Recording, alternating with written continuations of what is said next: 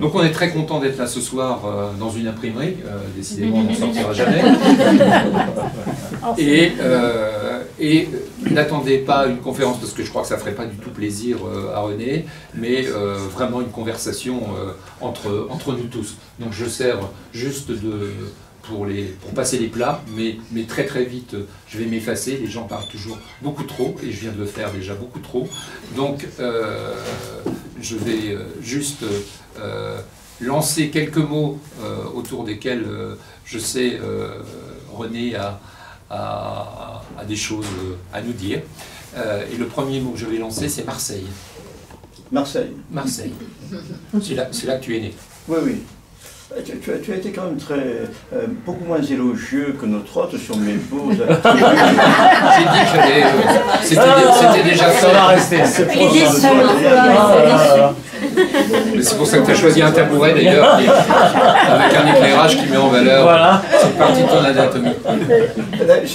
On va faire un café littéraire, mais qui ressemble fort à un café-théâtre.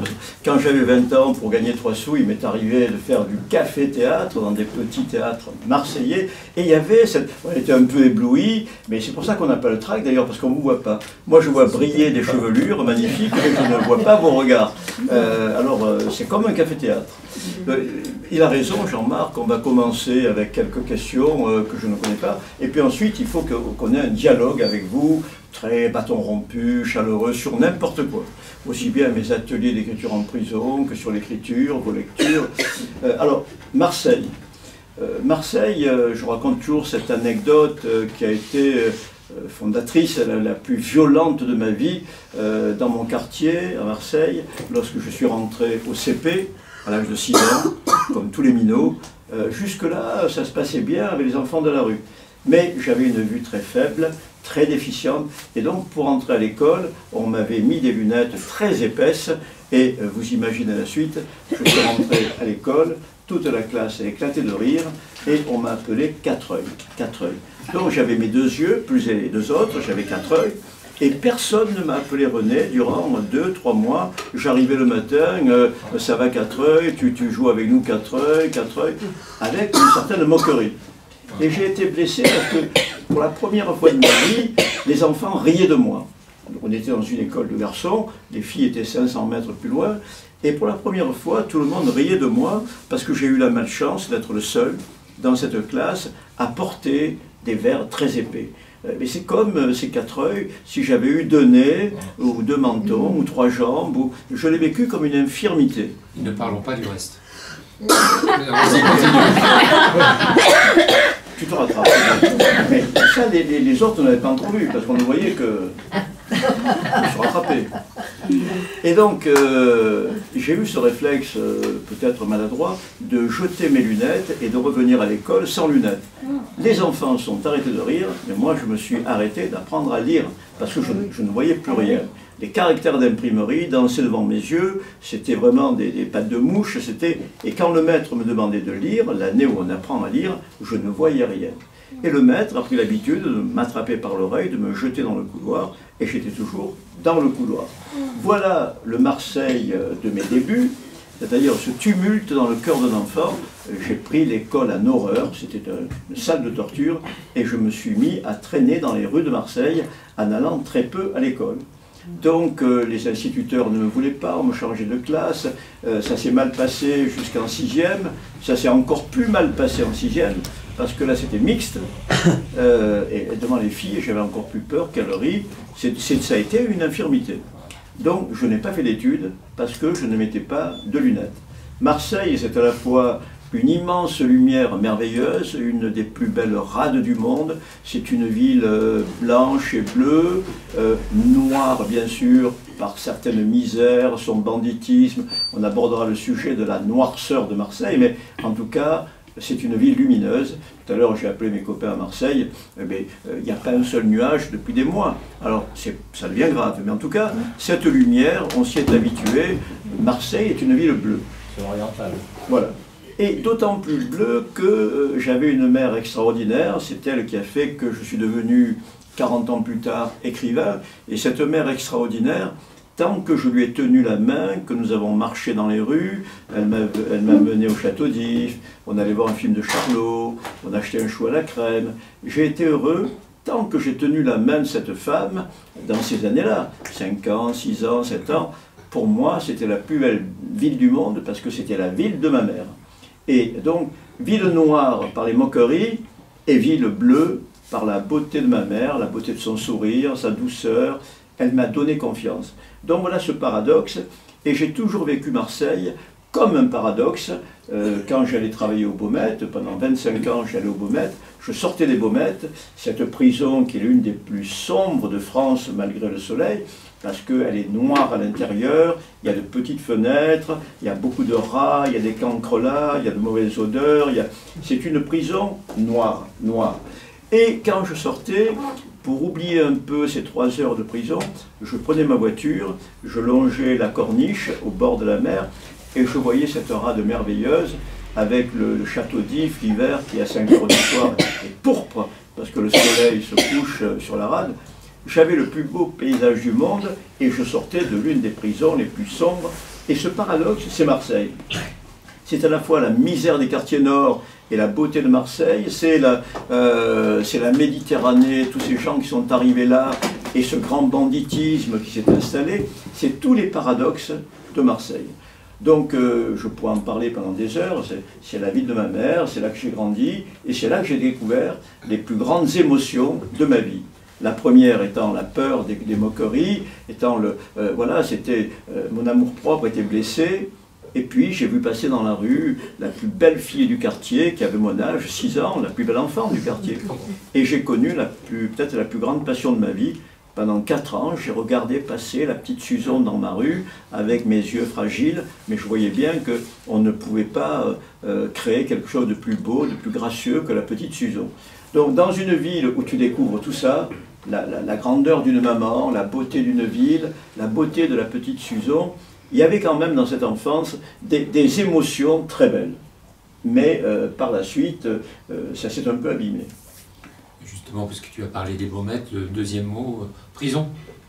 Prison. Alors, le deuxième mot, prison, comme j'ai été renvoyé de tous les lycées, à l'époque on rentrait au lycée en 6e, j'ai été renvoyé en 6e, j'ai été renvoyé de notre lycée en 5e, puis en 4e, puis bon, je n'allais pas à l'école. J'étais pas trop ennuyeux avec les professeurs, ils ne me connaissaient pas à la fin de l'année. C'est-à-dire, j'étais toujours dans la rue, je rentrais à l'œil au cinéma, après à 15 ans, je suis allé danser le bebop dans les boîtes de nuit.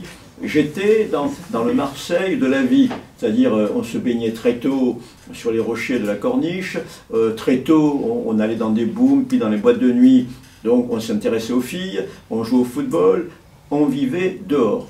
Et la vie me suffisait, je n'avais pas besoin de livres parce que la vie était tellement riche, le football, les filles, la baignade, le rire avec les copains, le cinéma, la vie me suffisait.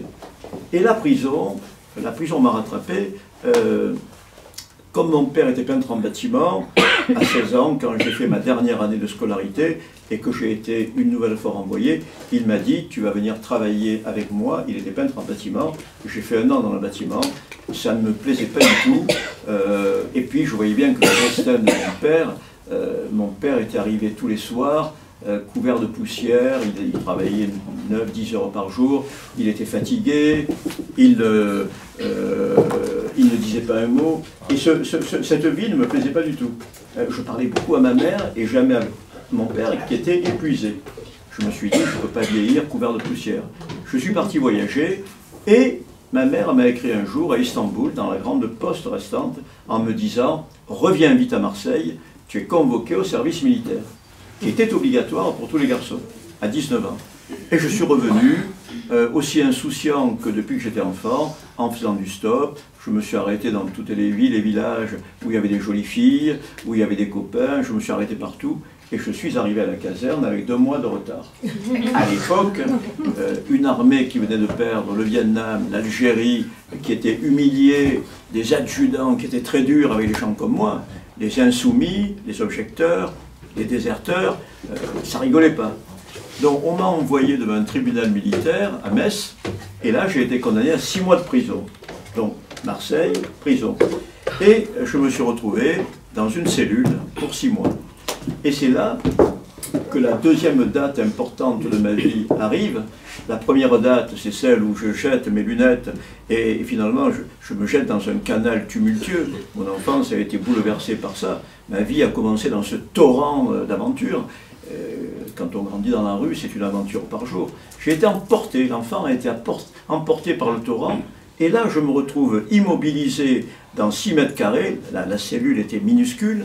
C'était une cellule, c'était un cachot militaire, sans jour, sans rien. Et l'aumônier m'a apporté un livre de Jean Giono, parce que sur mon numéro d'écrou, il avait vu que j'étais provençal, et il m'a apporté un livre de Jean Giono, grand écrivain provençal. Lui ne l'avait jamais lu, mais il savait que Jean Giono était provençal. Et il m'a apporté Colline. Et donc, prison, quand on a 19 ans, qu'on est gorgé de vie, de désir, d'amour, et qu'on se retrouve dans un tombeau, on vous apporte Colline. Je lui ai demandé des lunettes, parce que j'y voyais encore moins qu'ailleurs. Il m'a apporté plusieurs paires de lunettes. L'une d'elles grossissait un peu le prêtre, et tout. Et j'ai commencé à lire comme un illettré, non pas analphabète, parce que quand on est enfant, on apprend à lire sur le tableau noir, sur les grandes affiches, les titres des journaux. Je savais lire, mais aucune pratique de lecture. Donc je déchiffrais, c'est une maison fleurie d'orchis qui émerge des blés coupés. C'est la première phrase de Colline, un livre que j'ai relu peut-être 10 fois dans ma vie, ainsi que toute l'œuvre de Giono, que j'adore. Et j'ai déchiffré ce livre très lentement. Et au bout d'une heure, je n'étais plus dans la cellule, j'étais en Provence, au milieu des collines, avec cette odeur de résine de pin, de champignons à l'automne, le bruit des rivières, ces petits villages brûlés par l'été. J'étais en Provence. Et donc voilà la prison, mon premier jour de prison, le deuxième jour Colline, et je me suis évadé pendant 6 mois, ce qui expliquera bien sûr 20 ans plus tard, lorsque je publierai mon premier roman, 20 ans plus tard. Il y a eu 20 ans de lecture, 20 ans d'écriture, 20 ans de refus aussi chez les éditeurs. Mais 20 ans plus tard, quand je publie mon premier roman, eh bien, qu'est-ce que je voulais dire 20 ans plus tard, j'en sais rien. Oui, c'était censé expliquer le fait que tu as eu 20 ans pour te cultiver entre le temps du cachot et le temps du premier livre. Voilà, le premier livre, et ensuite des milliers de livres lus, notamment dans cette prison, où j'ai dû lire tout ce qu'il y avait dans la petite bibliothèque de la prison. Donc la deuxième partie de ma vie, elle va être éclairée par les livres. La première partie, c'est un enfant révolté, rebelle dans les rues, qui vole un peu, qui ment beaucoup, comme tous les minots qui ne vont pas à l'école. Hein. J'ai retrouvé ensuite au Baumette, 20-30 ans plus tard, des enfants qui avaient taillé l'école comme moi, on jetait nos cartables derrière un comptoir dans un bistrot, on le récupérait le soir, et ces enfants n'ont pas eu la chance d'avoir ma mère. Ma mère a été un garde-fou, je savais que je pouvais faire 1000 bêtises, mais il y avait quand même des limites à ne pas franchir pour ne pas la tuer, pour ne pas trop l'abîmer, alors que je lui avais fait déjà beaucoup de cheveux blancs. Et donc, voilà, mes premiers livres, et là je découvre une autre vie. Une vie imaginaire, une vie de voyages intérieurs, une vie d'émotion, uniquement un livre. Donc on va parler de tout ça. On va parler bien sûr de la vie réelle et de la vie dans les livres. Et je me suis rendu compte que ce tumulte que j'avais connu enfant, ces moqueries, être seul dans la rue, parfois jusqu'au soir, je partais dans la colline, cette solitude avait cultivé en moi une forme d'écho que j'ai utilisé ensuite dans mes livres, raconter ce torrent d'émotions. La solitude de l'enfant s'est retrouvée dans la solitude de l'écrivain, et j'ai mis sur mon cahier, j'ai transformé tous ces tumultes d'enfance en roman. Voilà, j'avais été jeté dans ce torrent d'émotions, et j'ai utilisé ce torrent d'émotions pour le transformer en torrent de mots. Et j'ai écrit une vingtaine de romans depuis cette époque. J'ai compté 19. Hein? 19, j'ai compté. 19? Oui. Plus 4 livres de jeunesse. 4 ou 5 livres jeunesse. Oui. Et une dizaine de prix. Quelques prix. Ouais. Oui. Le plus beau, c'est les prix comme le tien. Hein. C'est les plus beaux. Et de toute façon, je n'ai jamais eu d'autres. parce que il y a ce qu'on appelle, tu l'as un peu évoqué, le parisianisme, c'est-à-dire le copinage. Bon, je te donne le Renaudot, tu me donnes le Féminin, je t'invite à la télé, tu me fais un papier dans le Point, tu me fais un truc d'un Nouvel Obs, je t'invite à France Culture. Bon, on est au courant de ce renvoi d'ascenseur. Moi, je suis en province, je ne connaissais pas du tout cette forme de parisianisme. J'ai des copains à Paris qui font tous les métiers, hein, instituteurs, professeurs, boulangers. Ce sont des gens qui vivent comme moi, comme nous. Ils sont en province, dans Paris. Mais le parisianisme, c'est 200 personnes qui décident de tout. Du prix Goncourt, des invitations à la télé, ils sont entre eux. Moi, quand j'arrive 2 fois par an chez Gallimard, je les vois, ils sont en train de boire le café avec l'attaché de presse, mais ils sont là tous les matins. Moi, quand j'arrive, ils ne m'ont jamais vu. Donc, c'est un métier très particulier. C'est un métier de grand copinage, et donc c'est pour ça, quand le musée m'a appelé en me disant « Vous avez eu le prix à l'unanimité de 15 personnes », je me suis dit, voilà un beau prix. On ne peut pas espérer un prix plus démocratique, plus authentique. Oui, c'est ça. Tu ne dois rien à personne. Alors que, bon, quand vous avez lu parfois des Goncourt, des Féminin, ils nous tombent des mains, parce qu'on sent que c'est le copain des copains des copains. Ils sont en général à la fois journalistes à Paris et écrivains. Donc ils se renvoient l'ascenseur. Et là, il n'y a pas d'ascenseur. On est tous en rez-de-chaussée, là c'est démocratique. Et le musée est plein pied. Très beau prix qui m'a touché. Et quand ils m'ont dit de revenir, je suis revenu. S'ils me disent de revenir, je reviendrai, parce qu'on est devenus des amis, mais c'est vraiment le prix du cœur. Justement, le premier livre, peut-être, il faut raconter ce premier livre. La difficulté du premier livre et un petit détour par tes relations que tu as déjà évoquées avec ta maman. Oui, le premier livre, j'ai écrit pendant 7-8 ans. J'ai été recherché pendant 5 ans parce que j'ai de nouveau déserté. Je m'étais évadé d'une autre prison militaire, donc j'ai déserté, et j'ai été recherché pendant 5 ans.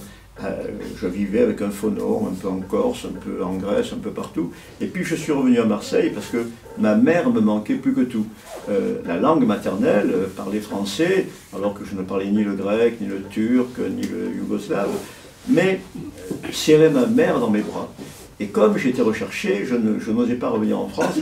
Et malgré tout, ce besoin de serrer une maman dans mes bras, je suis revenu à Marseille, discrètement. On s'est serré longuement dans les bras, mais elle m'a dit, les gendarmes viennent tous les mercredis. Ils venaient le mercredi fouiller la maison. Bon. Ils ne venaient pas le lundi, parce que sur 9h30 à 10h30. mercredi.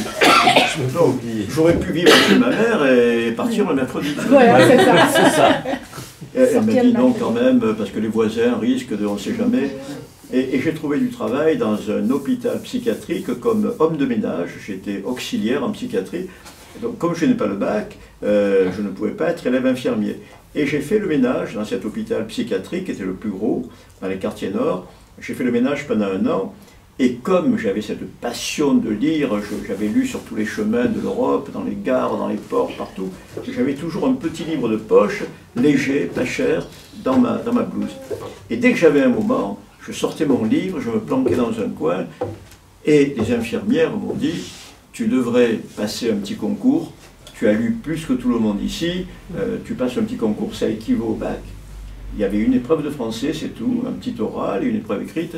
J'ai réussi, je suis devenu élève infirmier, et c'est là que j'ai commencé à écrire tous les soirs, parce que les infirmières me disaient il faut remplir le cahier de rapport pour les infirmières de nuit, donc puisque tu adores lire et écrire, tu t'enfermes le soir dans la pharmacie.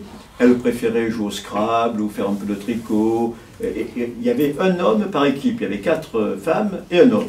On mettait un homme par équipe parce que souvent il y avait des bagarres entre malades, il fallait qu'il y ait un homme. Et moi, elle me disait, tu te mets là-haut et tu écris. Et je remplissais le cahier de rapport. Je faisais comme une chronique de l'asile. Tous les jours, ce qui s'était passé. Toutes les contorsions de la folie, les folies, les délires des schizophrènes, des paranoïaques, les alcooliques qui se battaient avec les drogués. Bref, c'était très étrange. Et donc j'écrivais, et les infirmières de nuit me disaient « Mais tu écris de mieux en mieux, qu'est-ce que tu fous ici? Écris des romans. » On va écrire des romans. Parce qu'elles me disaient « Dès qu'on arrive, ça nous fait rire ce que tu racontes, mais en plus on sait exactement ce qui s'est passé. » Et à force de me dire, tu devrais écrire des romans, un jour, je n'ai pas eu la force de pointer à l'hôpital, et je suis parti dans les collines. On me prêtait un petit cabanon au milieu des vignes et des pins, à Manosque. Je ne suis pas allé à Manosque parce qu'il y avait Giono, j'avais déjà lu tout Giono, mais je suis allé à Manosque parce qu'on me prêtait un petit cabanon. Je me suis installé dans ce petit cabanon, petite cuisine, petite chambre, j'ai fait le ménage, et une semaine après, j'ai commencé à écrire le premier roman de ma vie. Je me suis mis sous une tonnelle, je voyais la Durance qui brillait entre deux collines, le plateau de Valençol avec ses lavandes, des petits vergers de pommiers, c'était magnifique. Et dans ce silence, dans cette lumière, j'ai écrit mon premier roman. Et quand j'ai eu terminé mon premier roman, je me suis dit, je vais l'envoyer à Paris, ils vont voir que j'écris comme Rimbaud, comme on est persuadé qu'on est un grand écrivain. Hein. Et j'ai envoyé à Paris avec une confiance, et puis j'ai commencé à recevoir des réponses négatives. J'ai reçu 10, 12 réponses de tout le monde, de Gallimard, Grasset, Le Seuil, tous les grands éditeurs m'ont refusé. Alors pendant 6 mois, j'étais humilié, j'étais vexé, mais la passion est revenue, la passion. J'écrivais peut-être pour essayer d'être publié, parce qu'il me fallait aussi un petit salaire. Je travaillais de temps en temps chez les paysans, mais juste pour me nourrir. Et puis, la passion est revenue, j'ai écrit un nouveau roman qui a été refusé comme le précédent, j'en ai écrit un troisième, et ils étaient tous absolument refusés, jusqu'à un certain coup de, je ne sais pas si je raconte le coup de téléphone, le coup de téléphone a été comique. Il y avait un cardiologue, un grand cardiologue réputé dans notre région, qui avait une très très belle demeure, et il trouvait que, enfin je l'intéressais parce que j'étais un marginal, un vagabond, qui écrivait sur des cahiers. Il n'avait jamais vu ça, lui il avait fait des études brillantes, et qu'un type reste toute la journée devant son cabanon à écrire, il trouvait ça pittoresque. Donc le dimanche, il voyait bien que j'étais dans une pauvreté immense. Il n'y avait pas d'électricité dans mon cabanon, il n'y avait même pas de frigo, que dalle, quoi. Et donc il me dit, viens manger chez nous le dimanche. Et je me suis retrouvé dans un univers de toubibs, il y avait plein de toubibs qui mangeaient chez lui le dimanche. Donc j'allais manger un bon rôti, c'était mon repas de la semaine. Et j'avais fait mettre le téléphone, parce que le téléphone était gratuit, les poteaux étaient gratuits. Je reçois un coup de téléphone un jour, je décroche et j'entends une voix qui dit je suis directeur littéraire chez Gallimard, on a adoré votre roman, venez à Paris. Et moi je dis mais j'arrive. Et j'entends un éclat de rire, et je reconnais le rire du cardiologue. Il m'avait fait une farce.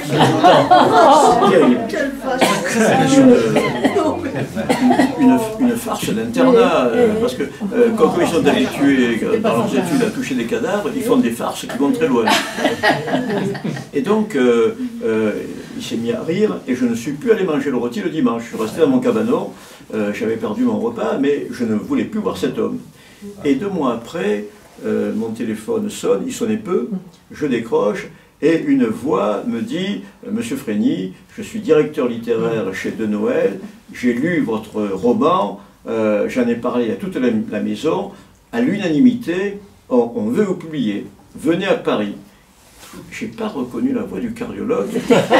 C'est son collègue. Je me suis dit, il doit me faire téléphoner par un externe de garde. Il était prêt à tout, ce mec. Et je lui ai dit, va te faire voir, enfoiré.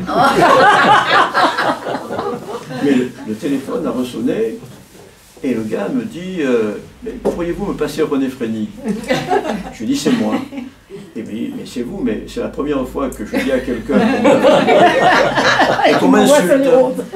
Et je dis, bon, si vraiment vous êtes à Paris, si vous êtes, envoyez-moi un papier, une lettre avec un tampon, votre signature et tout, votre numéro de téléphone. Et 2 jours après, je trouve dans ma boîte une lettre, comme je vous l'ai dit par téléphone, mais etc. On vous attend à Paris. Et là, bien sûr, j'ai pris le premier train de nuit, il n'y avait pas de TGV, on était en 87. Et je suis arrivé à Paris, ça a été pour moi, j'avais une chambre réservée à l'hôtel de l'université, elle était plus grande que mon cabanon, il y avait des serviettes épaisses comme ça, plus épaisses que tous mes pulls, ils m'ont invité dans un grand restaurant, c'était un rêve inouï. Et j'ai repris mon train à la gare de Lyon avec un chèque, j'avais même pas de compte en banque, ça a été une nouvelle vie qui a commencé. Et on finit l'histoire du cardiologue. Et donc, tu as essayé de faire comprendre au cardiologue que finalement tu étais édité. Ben oui, alors quand je suis revenu, la première chose que j'ai faite, c'est que je suis allé acheter une bouteille de champagne. Le dimanche, j'ai attendu de voir toutes les voitures devant chez lui. Il y avait tous les toubibs qu'il avait invités. Je suis arrivé, j'ai posé mon chèque, la lettre de l'éditeur et la bouteille de champagne. Et je lui ai dit, voilà, j'ai reçu un coup de téléphone, je ne t'en veux pas, je suis publié, voilà, et je continue à venir le voir. On s'est rabiboché. Mais là, il a compris qu'il avait fait une grosse erreur quand même, parce que c'était vraiment douloureux. Ah oui, c'était pas très douloureux. Ah oui, c'était méchant. C'est du cardio, quoi. C'est Testé, Il a testé. ouais, c'était ça, pour voir si... Il m'a mis un pacemaker. Ouais, pour voilà. ça. Peut-être tu pouvais y passer aussi, lui. Les ateliers d'écriture, on a reçu au musée ou dans des manifestations, on a reçu Jeanne Benhammer, que tu connais bien, Oui. qui fait comme toi des ateliers d'écriture, et notamment dans les prisons, et qui dit avec mes ateliers d'écriture, je n'ai jamais fait d'écrivain, mais j'ai fait des lecteurs. Est-ce que toi, ton objectif, c'est ça, c'est faire lire? Mon objectif, c'est de transformer un homme qui est en souffrance, quel qu'il soit, les jeunes à la prison de Luynes qui avaient entre 15 et 18 ans, des adultes. Au Baumette, on m'a mis dans le bâtiment le plus éloigné, le bâtiment D, qui était réservé aux futures longues peines. C'est-à-dire que les Baumettes, c'est une maison d'arrêt. Quoi que tu fasses, on te met en maison d'arrêt, que tu fasses un petit délit, 3 kilos de shit, un petit trafic de voiture, ou que tu tues quelqu'un, ou plusieurs, on te met en maison d'arrêt. Tu attends ton procès. Et ensuite, lorsque tu es jugé aux assises, tu pars en centrale. Mais avant la centrale, tu peux attendre 4 ans le procès en maison d'arrêt. En maison d'arrêt, il y a tous les délits, les petits comme les grands. Et moi, on m'a mis au bâtiment D, qui était le bâtiment des futures longues peines, dont il y avait tout le grand banditisme marseillais, tout le Gotha marseillais, corse, les grands braqueurs, les gens qui avaient toutes les boîtes de nuit, tous les grands trafics de cocaïne, les règlements de compte, ce qu'on appelle le grand banditisme. L'université, quoi. Pardon? L'université. L'université. L'université du crime, mais l'université. La Flash Connection. Et donc, je me suis retrouvé avec 12, j'ai dit au directeur, on limite à 12, parce qu'après, ça sera scolaire, et j'aimerais que les gens puissent se confier, parler, dans l'intimité. Donc, je n'avais que 12 élèves, et je n'ai eu toujours que 12 élèves depuis 30 ans, et là, mon but, je n'avais pas de but. Je n'avais pas de but. Pas de but pédagogique, pas de but défini. Je suis allé dans cette prison parce que j'avais découvert la lecture dans une prison militaire, pire que celle des Baumettes, hein, parce qu'on n'avait qu'1 heure de promenade par jour, alors qu'au Baumettes, ils ont 3 heures par jour. Bon, c'était pire. Mais j'ai compris que si j'étais devenu écrivain, c'était grâce à ces 6 mois de prison, et que ces jeunes et ces moins jeunes qui sont en prison pour des années, c'est le seul moment où tu peux leur tendre un livre, et ils se mettent à le lire parce que c'est la seule évasion possible. À l'extérieur, ils vivent à 200 à l'heure, dans des voitures de sport, des motos de sport, ils sont toujours sur un braquage, sur un crime, sur un trafic. Ils sont tellement concentrés sur leur métier de voyou que s'ils ouvrent un livre de Proust, ils ne comprendront absolument rien. Il faut quand même un silence, une concentration. Et en prison, ils ont ce long silence, cette longue solitude, et c'est un moment idéal pour leur tendre un livre. Donc, je n'avais pas de but précis, j'y suis allé parce que le ministère de la Culture m'a demandé d'y aller. Quelqu'un avait lu à Paris mon premier roman, Les Chemins Noirs, où je raconte mes 6 mois de prison, et ils se sont dit, tiens, voilà un écrivain qui connaît la prison, il est mieux placé que quiconque pour aller en prison. Et donc, mon but, c'était simplement, à la fois, moi-même de m'enrichir de manière un peu égoïste, et puis de leur apporter cette forme d'évasion par la lecture et par l'écriture. Et je me suis rendu compte, parce que j'y vais depuis 30 ans, que j'ai pu faire écrire et publier, contrairement à Jeanne, qui est une copine, certes, mais moi j'ai fait publier 3 ou 4 détenus qui sont devenus écrivains. Parce que je trouvais que dans leur manière d'écrire, il y avait des progrès, il y avait une passion naissante pour les mots, pour l'écriture, et quand ils écrivaient de mieux en mieux, je leur disais, tu devrais, si tu n'as pas d'histoire imaginaire à raconter, raconte au moins ta vie. Et donc je les aidais à écrire un peu mieux, à mettre par exemple ce qu'ils avaient mis au passé simple, en écorchant le passé simple, le mettre au passé composé, ou même au présent, et à terminer un livre. Et j'ai trouvé ensuite des... C'est l'éditeur qui m'appelle pour mon prochain roman. Vous êtes cardiologue. C'est ça. Pacemaker. Et donc, il m'est arrivé de trouver des éditeurs, de vrais éditeurs à Paris, qui ont publié, c'était des gros voyous. Hein.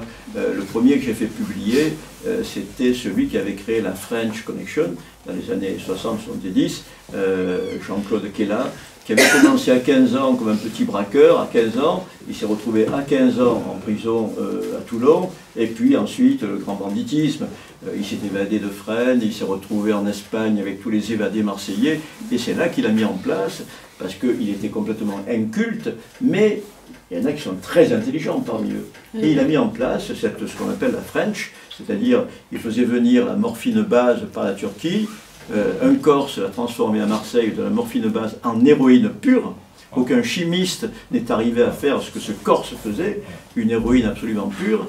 Et comme le vrai marché était aux États-Unis, ils ont fait ce pont que vous connaissez, qu'on a appelé la French, envoyé d'abord 20 kilos, puis 40 kilos, puis 100 kilos. Ils ont créé la French Connection. Et c'est lui qui, ne connaissant pas un mot d'anglais, après s'être évadé de Fresnes, est parti à Miami, a appris un peu l'anglais, est allé à New York, a rencontré les 5 familles mafieuses de la Cosa Nostra, et ils ont créé comme ça ce grand pont d'héroïne.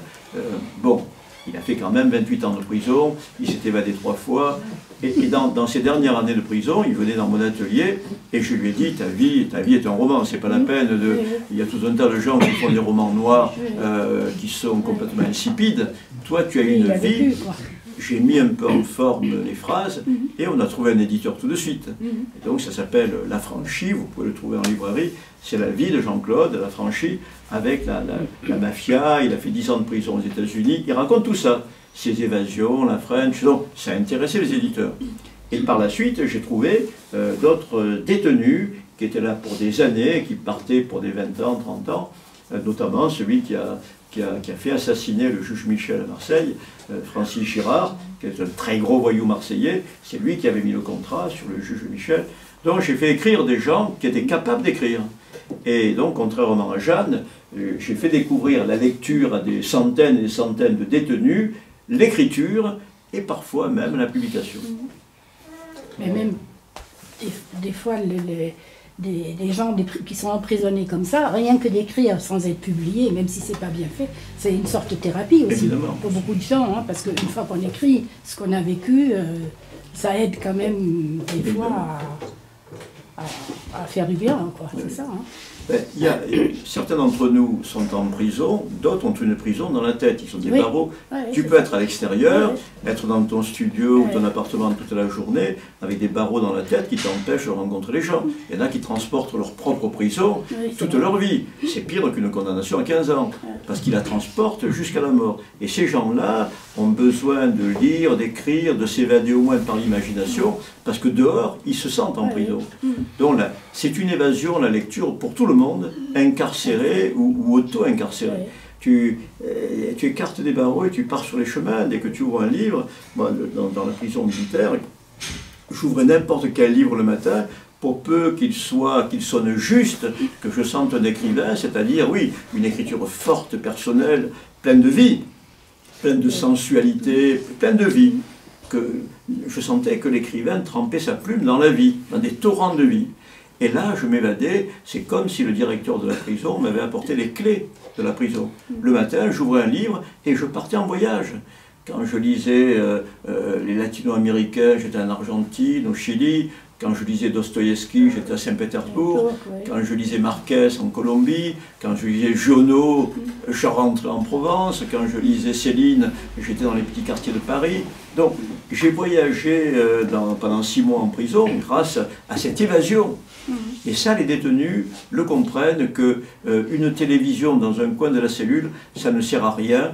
Au contraire, tu remontes la promenade, tu mets immédiatement la télévision, tu es 3 en cellule, ou même 2, tu allumes la télé, et celui qui veut lire ne peut pas. Il y a cette télé qui hurle des débilités, donc ils demandent à être seuls. Dès qu'ils viennent dans l'atelier, ils demandent à être seuls en cellule, Parfois, ils attendent 2-3 mois parce qu'il n'y a pas beaucoup de cellules. Et on est l'un des derniers pays quant à la surpopulation en Europe. Ça commence à ressembler aux prisons africaines, c'est-à-dire qu'il y a souvent un matelas par terre, 3 ou 4 détenus. Et dans ces conditions, tu ne peux pas lire, tu ne peux pas écrire, tu ne peux qu'écouter une télévision. Et ils regardent par thé, ils regardent pas la 5, ils regardent bien sûr des films très violents. Donc on les met en prison parce qu'ils ont été très violents et ils regardent pendant des années des films encore plus violents qu'eux. Donc c'est une forme de lobotomie et on fait ça avec les jeunes que je faisais écrire à la prison de Luynes, entre 15 et 18 ans au bâtiment A, ils regardaient la télé jusqu'à 4 heures du matin. Ma classe était vide le matin, j'avais 15 noms, ma classe était vide. Et donc j'allais les réveiller dans les cellules, la télé marchait encore. Ils dormaient à 9 h du matin, la télé marchait à tue-tête, et c'était impossible de les faire écrire dans ces conditions. Ils étaient lobotomisés. Ce sera ma dernière question, parce qu'après c'est vous qui posez les questions. J'étais très surpris, on a eu une petite rencontre hier, et René a expliqué de façon beaucoup plus nuancée et subtile que je devais faire, que parfois il était plus attaché aux personnages des livres qu'à leurs auteurs, notamment tu l'as très bien raconté à propos de Camus ou de Céline, c'était une des premières fois où j'entendais cette mise à distance de l'auteur. Oui, parce que l'auteur, moi qui ai lu, comme vous tous, des milliers de livres, je suis plus attaché au personnage du livre que l'auteur, pour moi, c'est une abstraction. Je ne l'ai jamais rencontré, en général il est mort, je ne le verrai jamais. Il y en a pour qui, bon, on a dit des choses comme pour Céline, ou j'aime bien aussi Dru à La Rochelle, où il a été, ce sont des gens qui ont collaboré, ou même Genot, dont on a dit pas mal de mal pendant et après la guerre, alors que j'adore. Et je me suis penché beaucoup plus sur les personnages des livres que sur les auteurs. Bon, on ne sait pas du tout aujourd'hui si Shakespeare ou Dante étaient de gauche ou de droite, s'ils auraient été au PS ou chez les Républicains, on n'en sait rien. C'est leur œuvre qui compte. Quand on lit les pièces de théâtre de Shakespeare, on se fout que Shakespeare était de droite ou de gauche. Et que Genot ou Céline ou Jean Genet, bon, on s'attache aux personnages. Et quand j'ai lu Meursault pour la première fois, L'étranger de Camus, j'ai trouvé ce personnage tellement touchant, tellement attachant, malgré son crime, que je me suis attaché à Meursault, à sa petite vie minuscule dans les rues d'Alger. Il mange du boudin avec son voisin, il rencontre Marie, il n'en est pas très amoureux, mais il a envie de ses seins, de ses jambes. C'est-à-dire que j'ai trouvé ça profondément humain. Et Camus, je ne savais pas trop, on m'avait dit, c'est la philosophie de l'absurde, tout ça me paraissait ronflant, et j'ai rien trouvé d'absurde dans L'étranger. J'ai trouvé que ce type me ressemblait. Il avait une petite vie, comme beaucoup de gens. Dans les rues d'Alger, moi je voyais Marseille en lisant L'étranger, et j'étais un peu Meursault. Et puis, comme je te disais, quand j'ai entendu Camus parler sur France Culture, des émissions, qu'est-ce que c'est ? C'est le couvre-feu. C'est le DF. C'est le bombardement qui va Avant le bombardement, juste avant. Mais C'est un problème. on a un problème. Non, il y a beaucoup de vent dehors, peut-être. Non, Il y a une tempête en Bretagne. Et si on mettait l'électricité complète, Mais je ne sais pas si je vais réussir à on aller. n'a pas besoin de l'électricité, on est bien comme ça. comme ça, Non, oui. Des bougies. Non, on est bien. il va essayer On de entend, c'est le principal. Hein. Ça n'empêche pas de parler. faire. Ça vous gêne pas comme ça? Ah non. Comme ça, c'est bien. Mais c'est encore mieux que tout à l'heure. Bah ouais. Ouais. Là, on rentre dans un port, là, il y a les lumières et tout. Je pense aussi. Vive les coupures, les courriers. la presse, tout est coupure. Et oui, j'imaginais que Camus, c'était Meursault. Dans ma naïveté, je me disais, voilà un type très sympathique. Et quand je l'ai entendu à France Culture, j'ai trouvé qu'il avait un accent un peu mondain, qu'il employait des mots un peu précieux, et je préférais le langage de Meursault.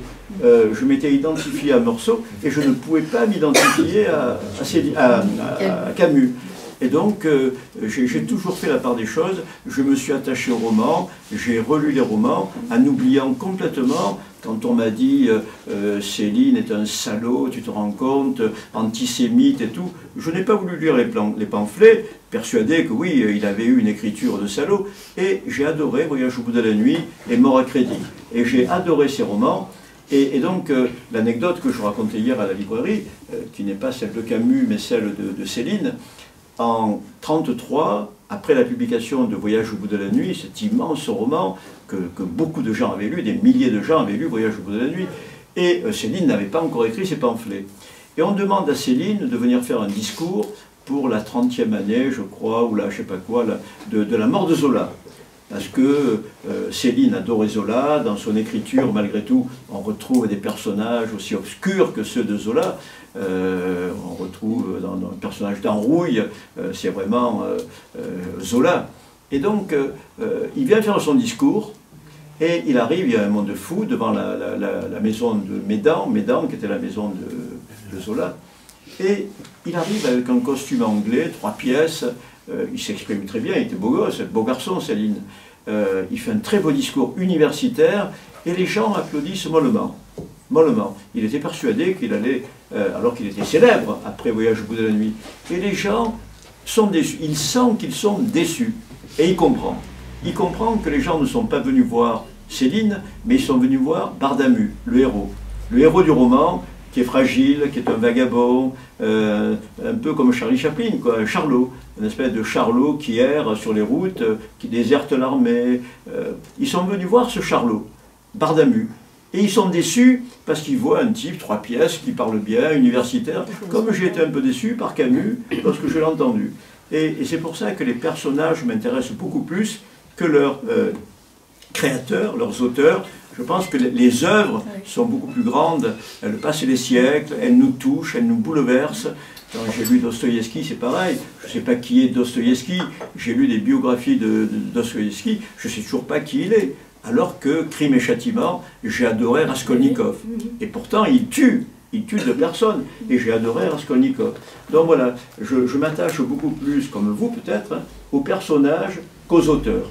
Et comme je côtoie depuis 34 ans beaucoup d'écrivains vivants, dans les fêtes du livre, à Paris, partout, je m'aperçois que souvent leurs livres sont meilleurs et plus grands qu'eux-mêmes. Quand tu manges avec eux, tu es souvent déçu.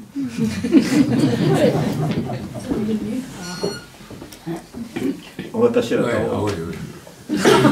Maintenant que je les vois, vous posez une question. Vous levez le doigt et je vous mets en garde à vue. Allez-y, il faut que ce soit fraternel, bon enfant, n'importe quoi. C'est quelque chose tout d'un coup, étrange. Quand vous écrivez, quand vous êtes dans le processus, est-ce que ça vient naturellement? Est-ce que vous voyez des images comme un scénario qui se déroule, ou simplement vous pensez à un personnage ou à un lieu ou quelque chose comme ça? Qu'est-ce qui vous donne la première pulsion pour vous lancer dans un livre? Après, j'imagine que c'est une route qui se trace, mais cette espèce de prise de pouvoir d'un autre soi. Le mot clé, c'est le mot émotion. Pour moi, il n'y a pas en peinture, en musique, en littérature, d'œuvre s'il n'y a pas d'émotion. Il n'y a pas d'œuvre intellectuelle, moi ça m'intéresse. Ou alors oui, on peut lire un livre qui parle de la liberté, qui parle de... Mais là on est dans la philosophie, on cherche une vérité philosophique. Un roman, comme un poème, c'est un moment de liberté où tout est possible, tout est permis, à condition qu'on soit très vite ému dans le livre. Parce qu'une phrase très élégante et tout, moi ça ne m'intéresse pas, l'élégance. Ce que je regarde dans un texte, que ce soit un simple poème de Rimbaud, de Baudelaire ou d'Aragon, ou un grand roman comme ceux, si je ne suis pas ému, le livre ne m'intéresse pas. J'ai besoin de ressentir, d'être très amoureux, comme le personnage du livre, d'avoir très peur, d'être très fragile. J'ai besoin d'être dans ces sentiments-là, dont le mot émotion. Et je me suis rendu compte que presque tous mes romans ont commencé par une grande émotion. Tu es percuté, mais là, le cerveau, là, il pense un tout petit peu chez moi, mais c'est ce cerveau qui pense énormément, le cerveau des émotions. Et c'est là que je suis percuté. Je prends un direct au foie. Et là, je sens que je vais écrire un roman.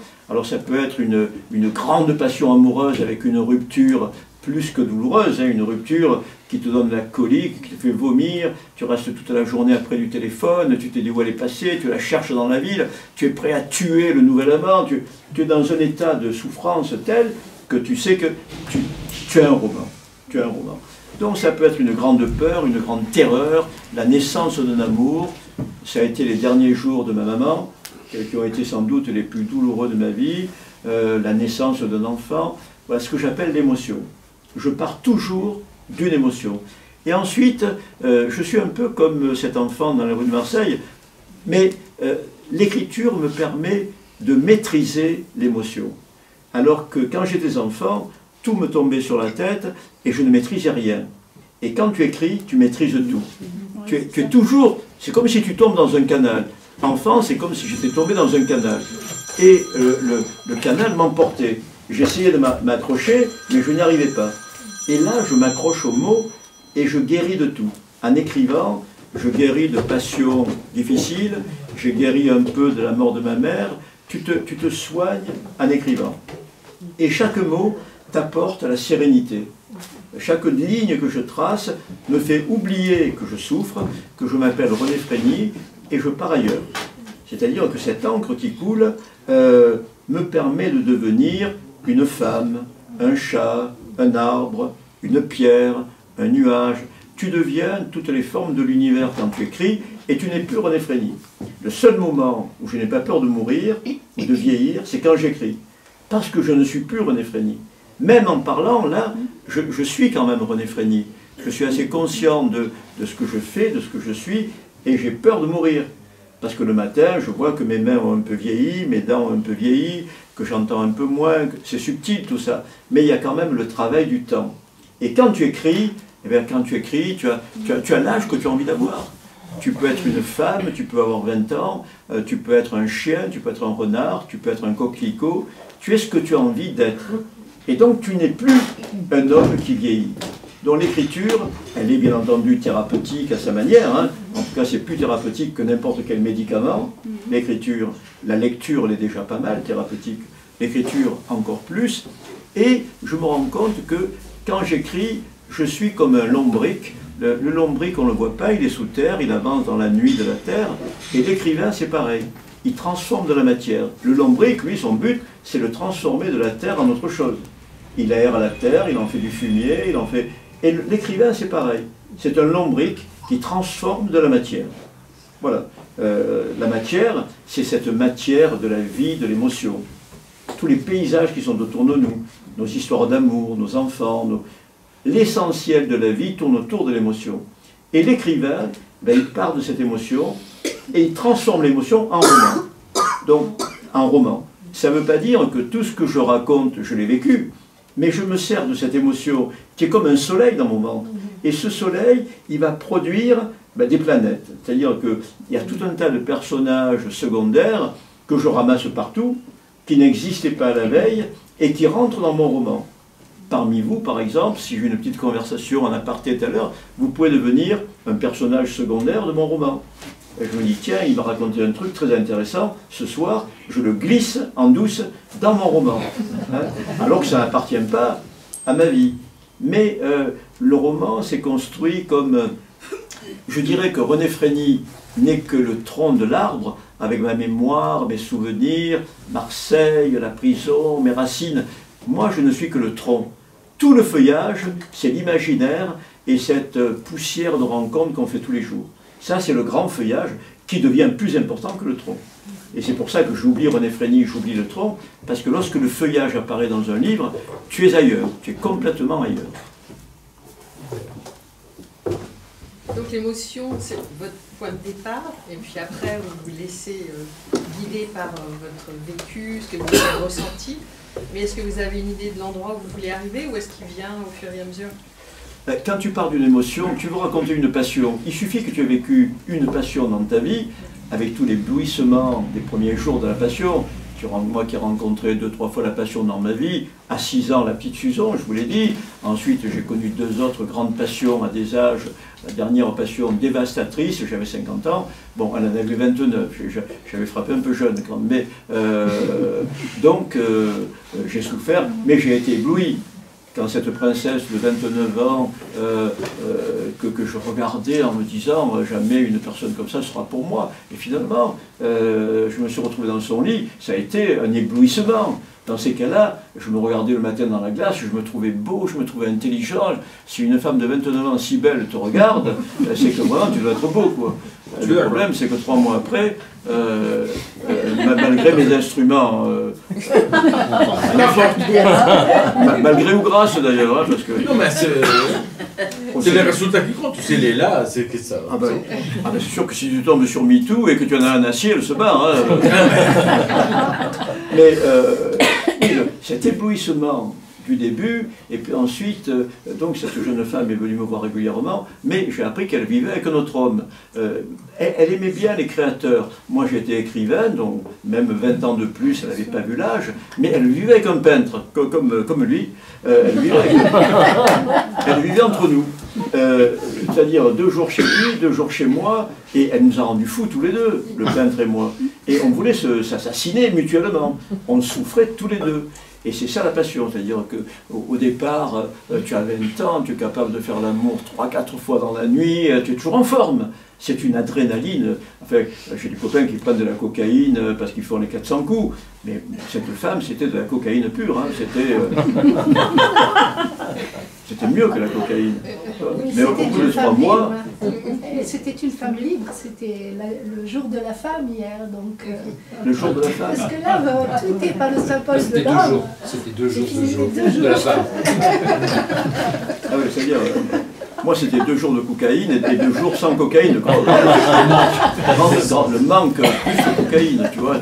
Je traînais dans les rues pour essayer de la voir, j'attendais. Dès que je sortais dans la ville pour la chercher, et si jamais elle m'appelait, je retournais vite chez moi, je me mettais près du téléphone, elle ne m'appelait pas, je redescendais dans les rues.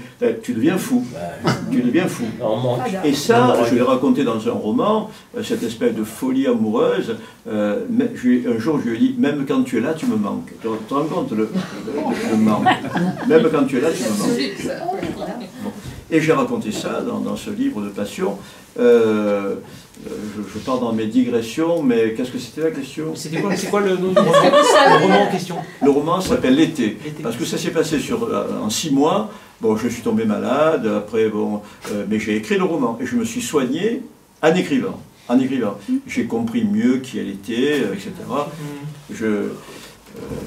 Voilà. Ça, c'était la question, c'était le but. La question, c'était est-ce que vous avez une idée de l'endroit où vous voulez aller? Ah voilà, c'est ça le truc. Vous laissez guider par votre émotion.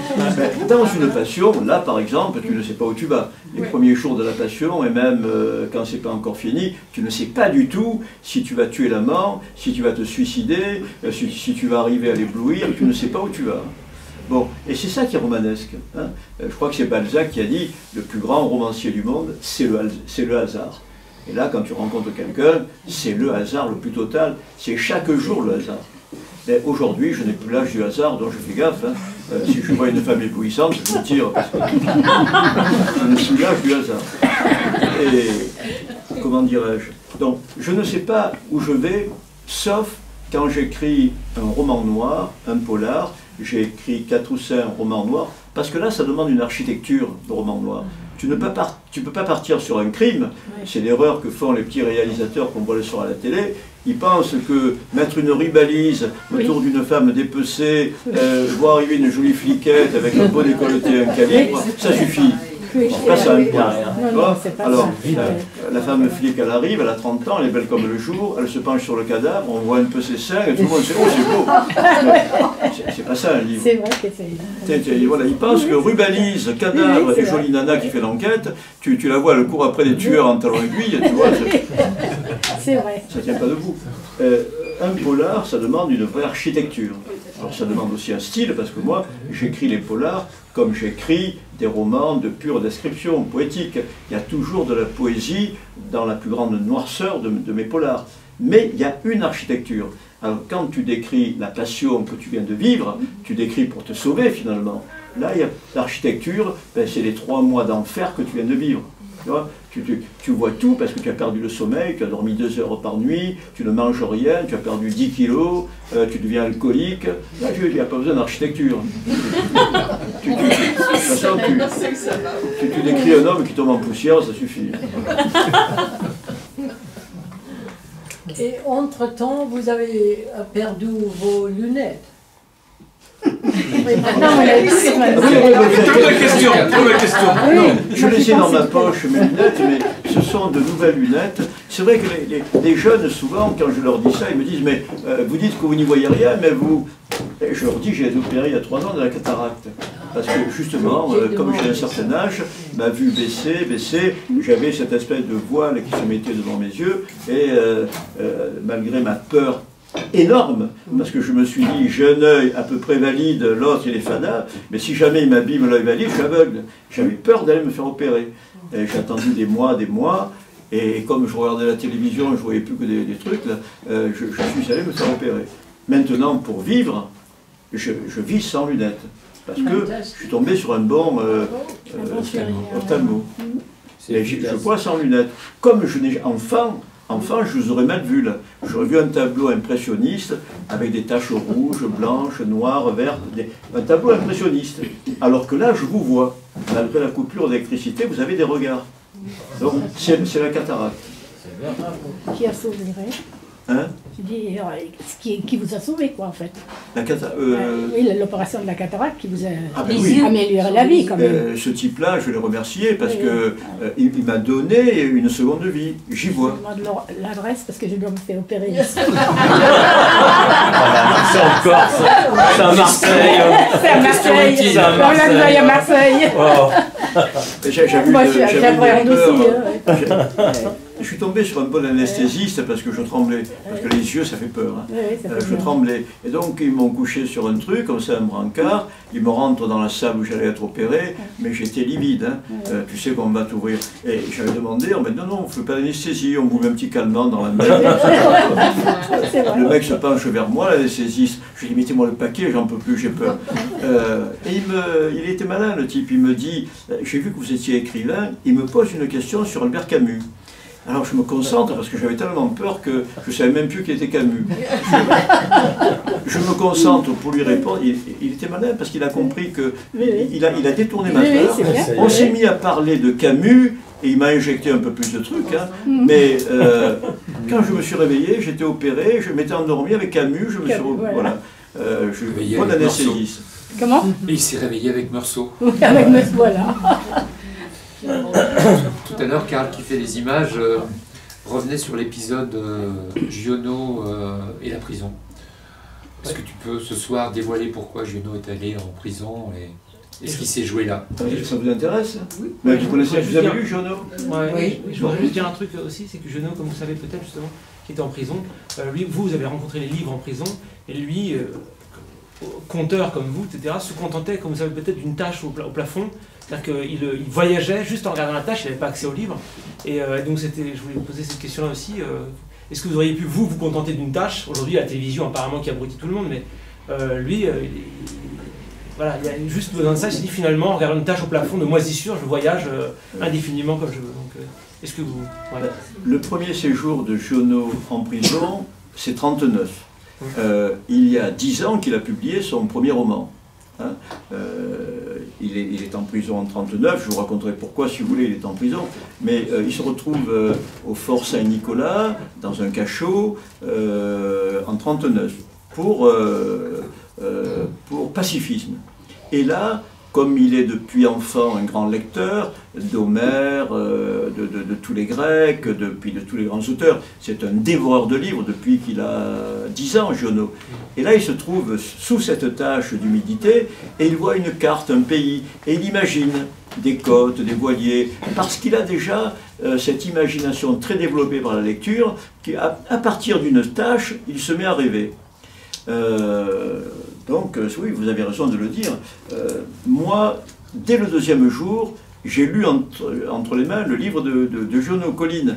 Et je n'ai pas eu besoin de regarder les tâches parce que j'avais un vrai roman. Lui, il regarde la tâche parce qu'il n'y avait pas un seul livre.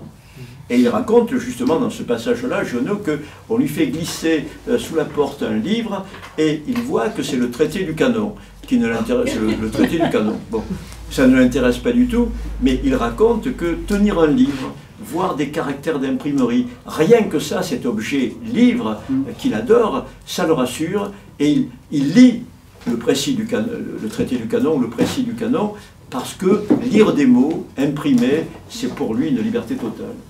Toucher le papier aussi. Hein?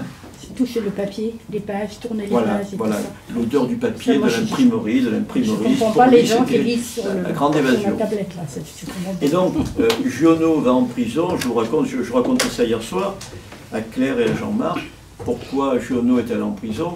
Il s'est passé quelque chose, c'est que Giono, qui avait fait la guerre de 14, plusieurs années dans les tranchées, presque tous ses copains morts sous le fort de Vaux, à Verdun, enfin une boucherie, de la boue, du sang. Il dit, moi j'ai fait une guerre absurde contre des jeunes Allemands, mais ils ne m'avaient rien fait, je ne leur avais rien fait, on s'est massacré pour rien. Et puis finalement, rien n'a changé. Hein. Donc la guerre va encore éclater avec l'Allemagne, ne partez pas à la guerre. Et il écrit deux textes, Giono, un qui s'appelle « Refus d'obéissance » et l'autre qui s'appelle « Lettre aux paysans sur la paix ». Il écrit deux textes magnifiques, deux textes pacifistes. Et il dit à tout le monde, à tous les paysans du coin qu'il connaissait, ne partez pas à la guerre, quand on vous convoque, la guerre va éclater bientôt, quand on vous convoque, prenez le maquis, partez, barrez-vous, et dites à vos femmes de ne pas cultiver les champs, parce que le blé va nourrir la guerre, va nourrir les tranchées. Donc, affamez la guerre, c'est ce qu'il dit. Affamez les tranchées. Ne nourrissez pas la guerre. Et donc, tout le monde dit, il a raison. Il a raison. Comme il est déjà connu en 1939, Giono, il a un charisme, il a fait de beaux romans, il est très connu à Manosque, c'est le personnage des Basses-Alpes, c'est le plus connu. C'est un grand écrivain. Et tous les paysans désertent. Lorsqu'on les convoque à Digne, qui est la préfecture, pour les envoyer à la guerre, les paysans désertent tous. Et Giono, 2 mois plus tôt, il avait rencontré une jeune femme de 23 ans. Lui, en 1939, il a 44 ans. 44 ans, et il rencontre, c'est un peu comme moi et ma petite princesse, il y a quand même plus de 20 ans d'écart. Et elle est tellement jolie, tellement belle, cette jeune femme, elle est mariée au notaire de Manosque, c'est l'épouse du notaire. Et il en tombe éperdument amoureux, elle s'appelle Blanche Meyer, et quand vous regardez l'autobiographie, il tombe amoureux de Blanche Meyer. Et donc, la femme de Giono prépare la valise, et Giono dit, je vais partir me planquer en Suisse, je continuerai à écrire en Suisse, mais je déserte.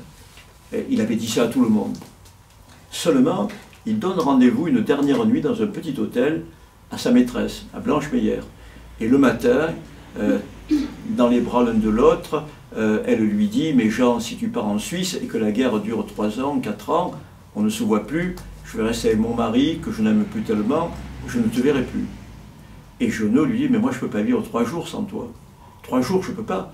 Et il dit, je ne vais pas déserter, je vais me rendre à Digne. Comme ça, on verra bien ce qui se passe, mais on se verra ensuite tous les jours. Et sa valise, qui était destinée à la mener ensuite, il rentre à la caserne de Digne. Et là, comme il a fait ses 2 écrits pacifistes contre la guerre, très lus, il a appelé tout le monde à déserter, tout le monde. On le met en prison, là où il y a cette tâche, à Marseille, au Fort Saint-Nicolas, où il reste 3 mois, et c'est André Gide qui est descendu le libérer. Mais il était dans cette prison pour ses écrits, Et ensuite, il est revenu à Manosque, il a revu sa jeune maîtresse si belle, mais tout Manosque l'a traité de lâche. Parce que les types se sont dit, nous, on part dans le maquis, on risque d'être fusillé parce qu'on est déserteur, et lui, il est au chaud, chez lui, il a une maîtresse, et donc, alors qu'il était adulé par les Manosquins, il s'est mis à être détesté par les Manosquins. De là, ce malentendu, parce que personne ne connaissait son histoire d'amour. Il ne pouvait pas dire à sa femme, je reste là parce que je suis amoureux de l'autre, quoi. Donc il ne pouvait pas. Il a gardé ce secret, parce qu'il ne pouvait pas le dire. Mais pour les gens de Manosque, c'était un lâche. Est-ce que vous avez d'autres réflexions? Est-ce que vous pourriez nous parler du livre qui nous rassemble quand même, et qui a un titre merveilleux, Minuit dans la ville des songes, un livre sur les livres des autres, si j'ai bien compris? Pas que sur les... C'est sans doute le roman le plus complet, le plus exhaustif sur toutes ces émotions dont on parle depuis tout à l'heure, parce qu'il s'agit de toutes les émotions de ma vie, depuis la petite enfance jusqu'à aujourd'hui, toutes les grandes émotions, et les grandes émotions littéraires, toutes ces lectures que j'ai découvertes de manière très empirique, hein, L'étranger d'Albert Camus, je l'ai trouvé dans un jardin public à Thessalonique. Je l'ai lu en faisant du stop. Jean Genet et Jim Harrison, je les ai découverts dans une chambre d'étudiante à Aix-en-Provence. J'avais rencontré une étudiante, je ne savais pas où dormir. Elle m'a dit, tiens, moi j'habite là, tu n'as qu'à... Je vais dans une fête étudiante, je rentrerai dans la nuit. Et moi j'ai attendu cette étudiante très, très charmante toute la nuit, et puis vers 3 h du matin, j'étais fatigué d'attendre, et j'ai tiré à la fois un livre de Jim Harrison et un livre de Jean Genet, et j'ai découvert ces écrivains immenses en attendant l'étudiante. Finalement, elle n'est jamais venue, mais elle m'a permis de découvrir 2 géants de la littérature. J'ai découvert tout ça, et je raconte comment j'ai découvert tous ces grands auteurs, et puis les grandes émotions de ma vie. C'est un livre, jusque-là, j'avais développé des moments de ma vie. La passion dans l'été, mes polars, quand j'ai rencontré le grand banditisme, donc j'ai écrit Lettres à mes tueurs, On ne s'endort jamais seul, qui sont 2 romans noirs. À force d'écouter le grand banditisme, de manger avec eux à Marseille, ils sortent de prison, ils viennent me voir, ils me racontent la réalité de leurs crimes. Donc ils me font confiance. Et j'écris des... Mais là, dans ce livre, c'est la somme de toutes les émotions d'une vie. C'est ce qui fait que nous sommes des hommes, des femmes, toutes ces grandes émotions de nos vies.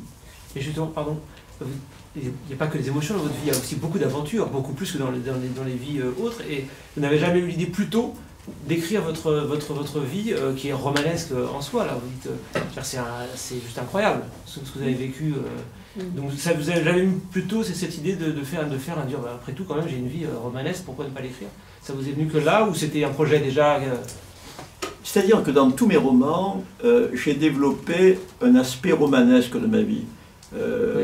Quand j'ai écrit Tu tomberas avec la nuit, dont on va faire un film bientôt, qui a été acheté par un producteur, Tu tomberas avec la nuit, je venais de vivre une aventure très particulière. J'avais été menacé par des voisins à Manosque très violents, des petits dealers de shit, mais très très violents. Je m'étais battu avec l'un d'eux, ils avaient frappé ma fille, donc j'ai fait appel au grand banditisme.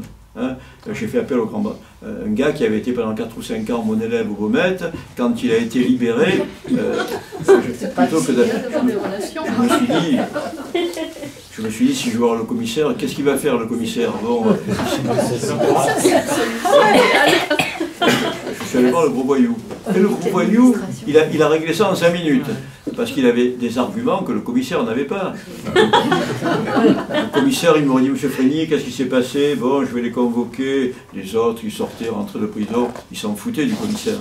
Bon, alors que le type que je leur ai envoyé, il avait tué déjà quelques personnes, il avait beaucoup de machines à sous, beaucoup de boîtes de nuit, c'était un braqueur, c'était un type dangereux. Lui, il n'avait pas hésité à tuer plusieurs personnes. Donc quand ils m'ont vu arriver avec lui, ils se sont dit, oh là c'est pas le commissaire, là c'est autre chose. Hein. Il avait un calibre. D'ailleurs il est arrivé, je l'ai appelé, il est arrivé tout de suite sur une grosse moto Honda 1100, et il a enlevé son casque et me dit, qu'est-ce qui se passe? Je lui ai dit, je me suis battu tout à l'heure avec un fou, ils sont 4 ou 5, ils vont m'égorger. Ils m'ont dit, il faut régler ça tout de suite. J'ai dit, oui, mais ils sont 4 ou 5 mecs de 30 ans, on n'est que 2. Il m'a dit, on est un de trop. Ah,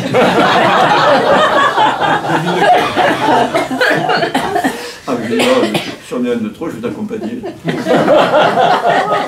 Seulement, bon, il avait un calibre comme ça, il a toujours un 11-43, lui, donc je risque rien, hein, ils ne sont pas sortis. Quand ils ont vu le type qu'il avait déjà tué de sang-froid plusieurs personnes, donc quand ils ont vu le type que je leur amenais, ils se sont couchés, ils n'osaient plus traverser la place où j'habite, ma fille n'osait plus sortir de peur de les rencontrer, et à partir du moment où il me dit, bon, ils ne veulent pas sortir, je crois qu'ils ont compris.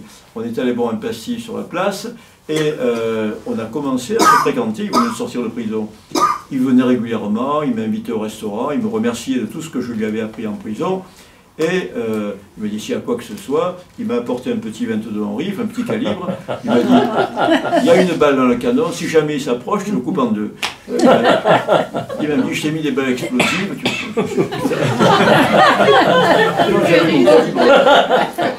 un roman, quoi.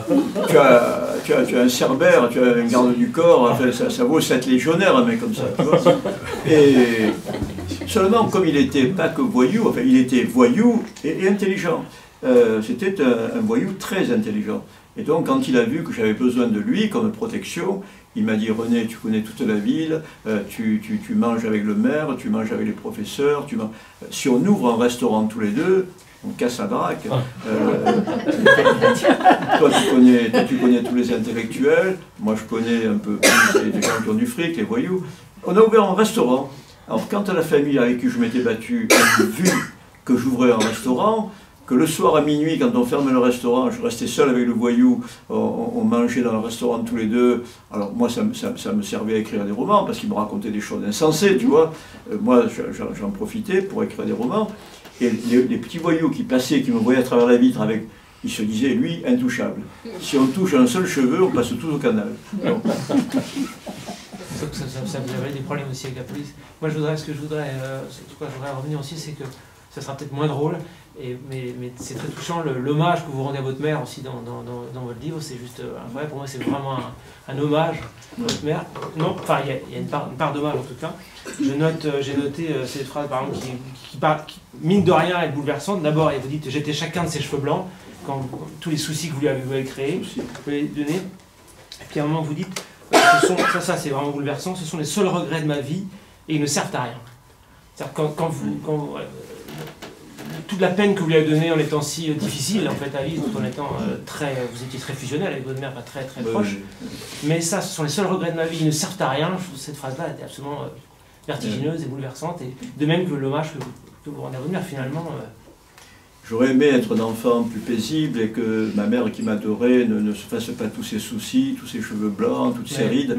À cause vous aimez à ce point-là, elle vous aimait beaucoup aussi. Les gendarmes, elle m'adorait, je l'adorais. Donc quand j'ai été pendant 6 mois en prison, puis quand j'ai été recherché pendant 5 ans, ma mère était folle de chagrin et de peur aussi, de qu'on me rattrape. Dans ma 2e désertion, j'avais été condamné à 3 ans de prison ferme, et les gendarmes qui venaient fouiller sa maison disaient, vous devriez lui dire de revenir, peut-être que s'il se rendait, il ferait qu'un an, alors que là, s'il se fait attraper, il fera 3 ans. Donc ma mère elle ne dormait plus. Et ça a été le seul regret. On ne peut pas regretter, je n'ai jamais fait beaucoup de mal dans ma vie, pas plus qu'un autre, mais mon seul regret, ça a été ça, tous ces chagrins que je lui ai causés, et surtout, à la fin de sa vie, quand elle s'est rapprochée de moi, elle était à Marseille, elle est venue louer un tout petit studio à Manosque pour être pas très loin de moi. Et là, je lui disais, maman, ben, tiens, dimanche, je t'inviterai au restaurant. Et puis le dimanche, les copains m'invitaient à faire n'importe quoi. Je lui disais, maman, je ne peux pas venir. Mais je t'ai préparé un gratin de courgettes, elle me disait. Et je n'y allais pas, tu vois. C'est des trucs qu'on fait et qui sont graves finalement. Tu t'en rends pas compte quand tu es jeune, tu fais 400 coups et il y a une femme qui t'attend, qui souffre. Et donc, je raconte la dernière anecdote qui m'a bouleversé, c'est que elle qui rêvait que je sois instituteur et je n'ai même pas le bac, ni même le BEPC, un jour, elle a vu mon livre, mon premier livre, elle ne savait pas qu'il était publié. À Manosque, dans la librairie, elle est passée, elle m'a appelé le lendemain et elle m'a dit, hier j'étais dans la rue Grande, j'ai vu ton livre, René Frény, Les chemins noirs. Elle m'a dit, mon cœur s'est arrêté. Je me suis caché sous le porche en face, et durant tout l'après-midi, j'ai regardé ton livre. Elle me dit, ça a été le plus beau jour de ma vie. Parce que pour elle, il y avait un seul écrivain, c'était Victor Hugo. Elle avait tout lu de Victor Hugo, elle le vénérait, et si j'avais publié un livre, c'est que j'étais un peu Victor Hugo. Et jamais elle aurait espéré que j'écrive un livre. Et donc elle m'a dit, je suis resté tout l'après-midi, seulement personne ne l'a acheté. Parce qu'elle croyait qu'il n'y en avait qu'un dans la vitrine. Elle n'était jamais rentrée de sa vie dans une librairie. Elle descendait au bibliobus à Marseille, le mercredi ou le jeudi, je ne sais plus. Le bibliobus passait dans notre rue et elle descendait prendre toutes les semaines. Elle n'osait pas rentrer dans une librairie, c'était pas pour elle. Mais, vous dites, elle a lu Victor Hugo, mais vous l'avez lu aussi à vous, et du coup il y a une continuité entre sa lecture à elle et votre carrière d'écrivain. Finalement, vous avez pris le flambeau en fait. C'est un hommage que vous lui faites, même en étant écrivain, quasiment c'est un hommage que vous lui rendez en permanence en étant écrivain. Je ne serais jamais devenu écrivain, c'est ce qui me différencie de tous les détenus, longue peine et tout que je rencontre. Ils n'ont pas eu la chance d'avoir une maman comme moi. Et moi, mon seul garde-fou, c'était cette maman. il y avait des limites à ne pas dépasser pour ne pas la tuer, alors que quand tu n'as pas vraiment de maman, de papa, famille désunie, tu grandis dans des familles d'accueil, tu grandis, ou même si tu grandis avec ta mère, elle est ailleurs, elle n'est plus là, tu fais n'importe quoi. Et donc tu vas en prison, tu sors de prison, alors que moi, cette mère, je voulais surtout pas la tuer. Donc elle a compris que je souffrais enfant, que je n'avais pas de lunettes, donc je le raconte dans le livre. Elle me mettait sur ses genoux quand j'avais 7 ans, 8 ans, 9 ans, et elle m'a lu 3 livres. Sans famille, d'Hector Malot, Le Comte de Monte Cristo et Les Misérables. Et j'ai encore dans mon oreille la voix de cette mère qui palpitait d'émotion. Tu es contre la poitrine d'une maman, tu sens sa chaleur, tu sens l'écho de sa voix, et tous ces personnages qui sortent du livre sont vivants. Je voyais Jean Valjean, je voyais Fantine, je voyais le comte de Monte Cristo qui s'évadait, je voyais tout comme je le vois aujourd'hui quand je vous parle. J'entends la voix de ma mère, et ces personnages fabuleux existent pour moi comme ils existaient enfant. Je cherchais dans les rues de Marseille Jean Valjean, le comte de Monte Cristo. J'étais sûr que j'allais les rencontrer.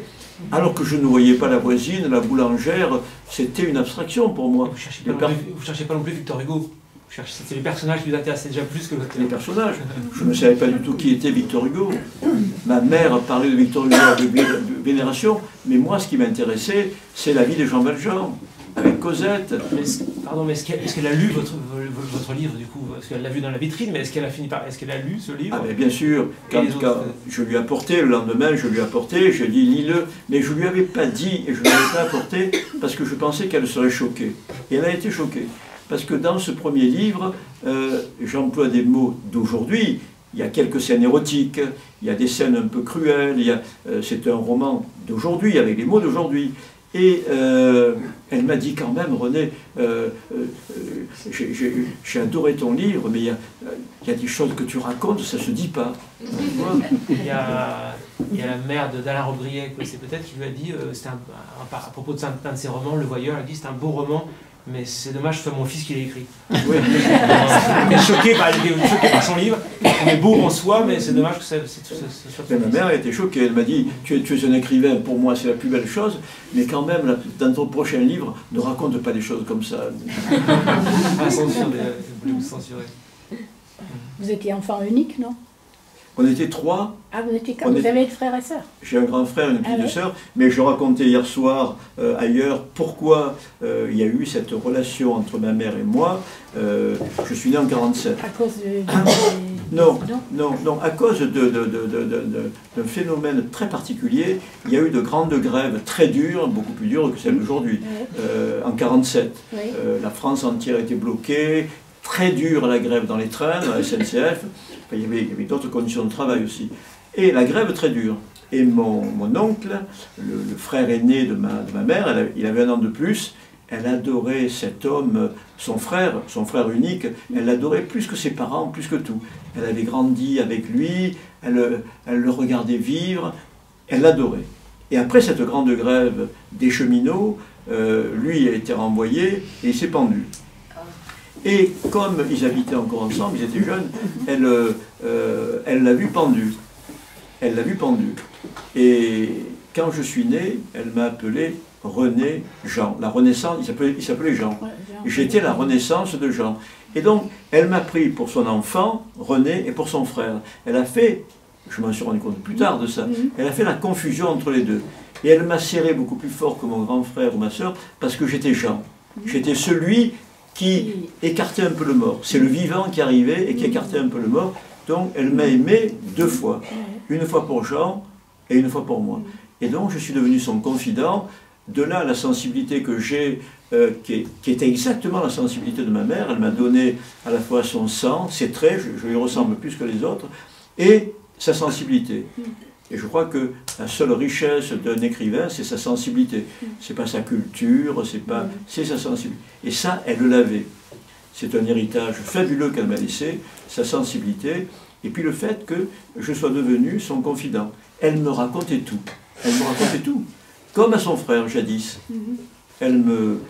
Chaque fois qu'il y avait un drame, un chagrin, une joie, et moi je lui racontais pareil. Comme si nous étions des frères jumeaux. mes joies, mes chagrins, je lui racontais tout. Et donc, je le dis dans le livre, je lui ai appris à danser le bebop, à danser le cha-cha-cha, parce qu'elle n'avait jamais dansé. Et donc, elle me voyait partir le samedi et le dimanche dans les boîtes de nuit, et donc je lui apprenais à danser, et elle me disait comment je devais... Elle me dit, le bleu marine te va très bien, ou alors, ne te fais pas l'arrêt de côté, comme si j'étais son... Voilà. Elle me met sans jalousie, sans être exclue. Avait cette... Et cette relation que vous avez avec votre mère, ça n'a pas affecté le frère et la sœur, non?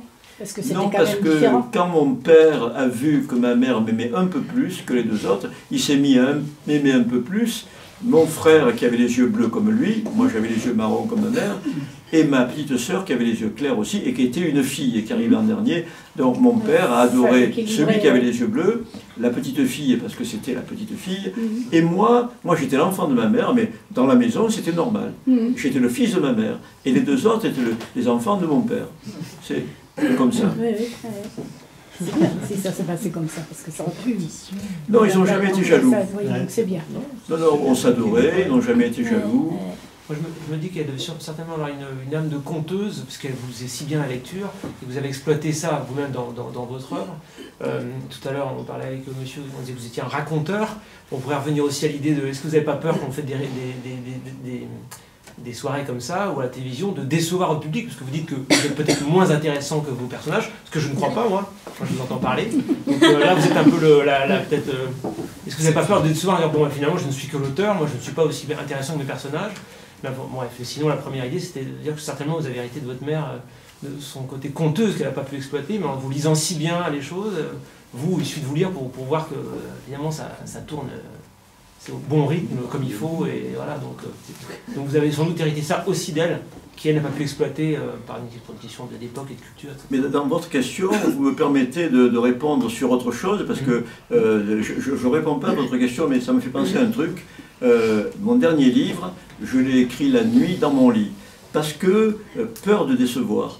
Plus on a de lecteurs, et pour ce livre-là, j'ai eu beaucoup plus de lecteurs que pour les autres, ça ne veut pas dire qu'il est meilleur, mais c'est comme ça, à un moment, tu es un peu plus apparent, on te voit un peu plus. Et pour ce livre-là, donc, on a au moins 30 000 lecteurs, et j'ai commencé à prendre peur déjà au livre précédent, qui montait en puissance, et je me suis dit, tu as une responsabilité. Quand tu es jeune, tu écris, on te refuse. Donc j'écrivais sans peur dans mon cabanon, parce que personne ne voulait de mes livres. J'avais l'impression d'écrire pour ma poubelle. Ma seule relation, c'est ma poubelle. J'écrivais, personne n'en voulait. Donc là, tu peux écrire tout ce que tu veux, tu n'as pas de retour, tu n'as pas de lecteur. Alors que là, quand tu as 20 000, 30 000, que tu es traduit, c'est une responsabilité. J'ai reçu, je le disais hier soir, je crois, j'ai reçu une lettre il n'y a pas longtemps d'une femme qui m'a dit on m'a offert votre livre, je suis à l'hôpital, je dois être opéré très bientôt, et cette nuit, j'avais très peur, j'ai lu votre livre, j'étais avec vous, j'avais l'impression que vous me parliez, vous m'avez rassuré, alors que je vais peut-être mourir, on va m'opérer, j'ai très peur. Et quand tu as cette responsabilité, que tu es dans les mains d'une femme qui souffre, qui est seule dans un hôpital, et qui te dit j'ai été avec vous durant toute la nuit, et ma peur a disparu, mais on ne peut pas t'envoyer une lettre plus belle que ça, plus émouvante. Et en même temps, c'est une responsabilité. Et donc, pour mon dernier livre, celui-ci, je voulais l'appeler « Retour à Bastia », parce qu'il y a un passage à Bastia. Je me suis évadé de prison, et je suis arrivé dans cette ville lumineuse, Bastia. Je suis passé de l'enfer au paradis. Je voulais l'appeler, mais je l'ai écrit entre minuit et 2, parce que j'ai peur maintenant d'écrire, j'ai peur de décevoir. J'ai peur de décevoir. Donc, je me réveille la nuit, toutes les nuits, je reste couché dans mon lit, je n'allume pas, et j'écris sous mes paupières la page du lendemain.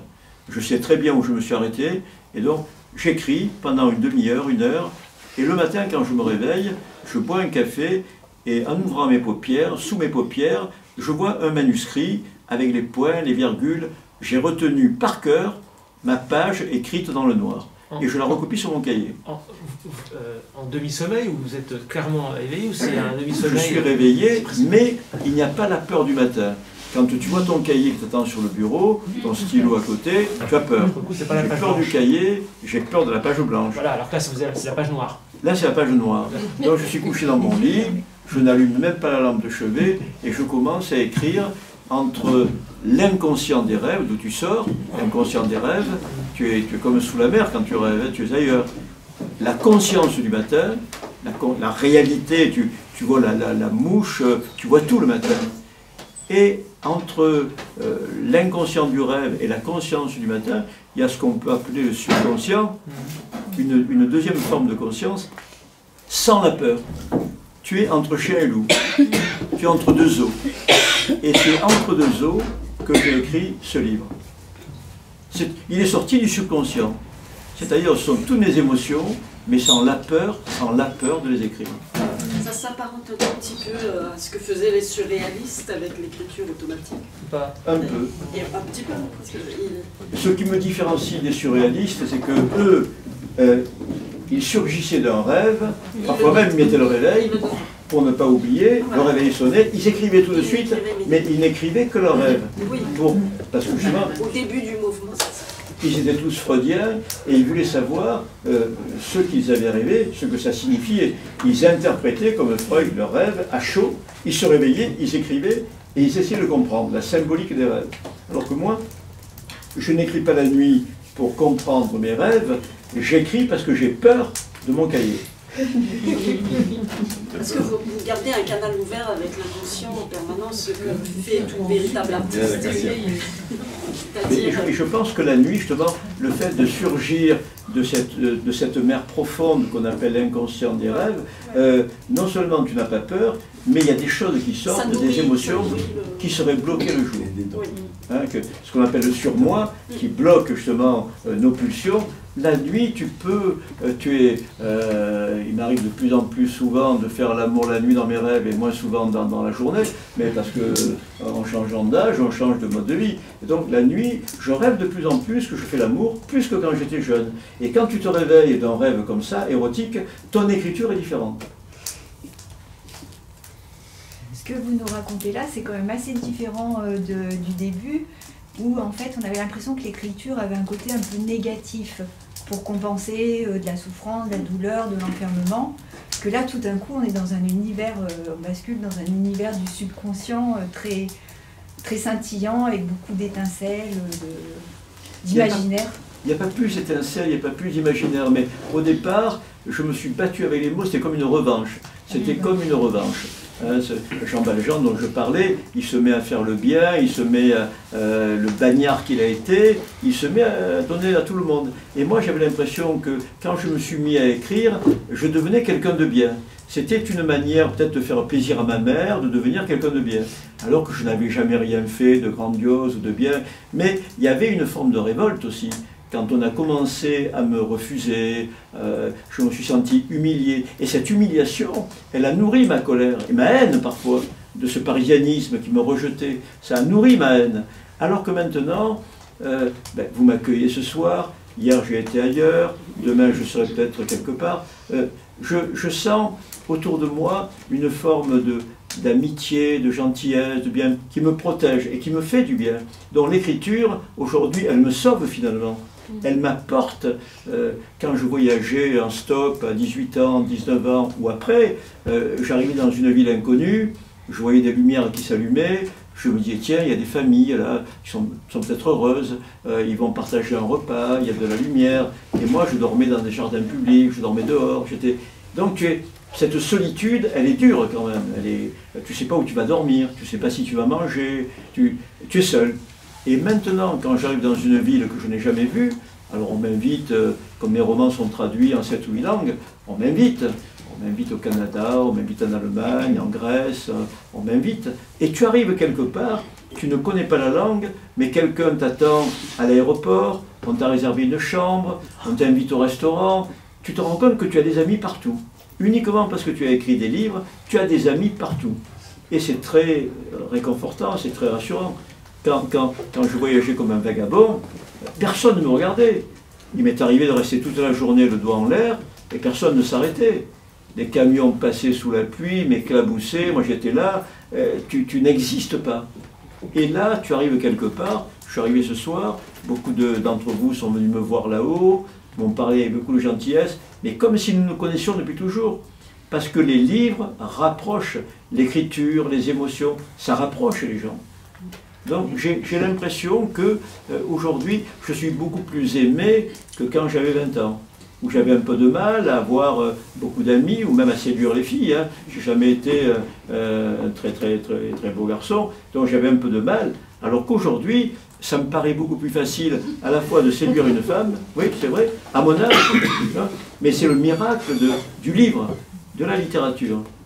Donc j'ai l'impression que mes livres ont transformé complètement ma vie, que j'ai des amis partout, en Chine, en Argentine, tu arrives et on te parle, on te tutoie.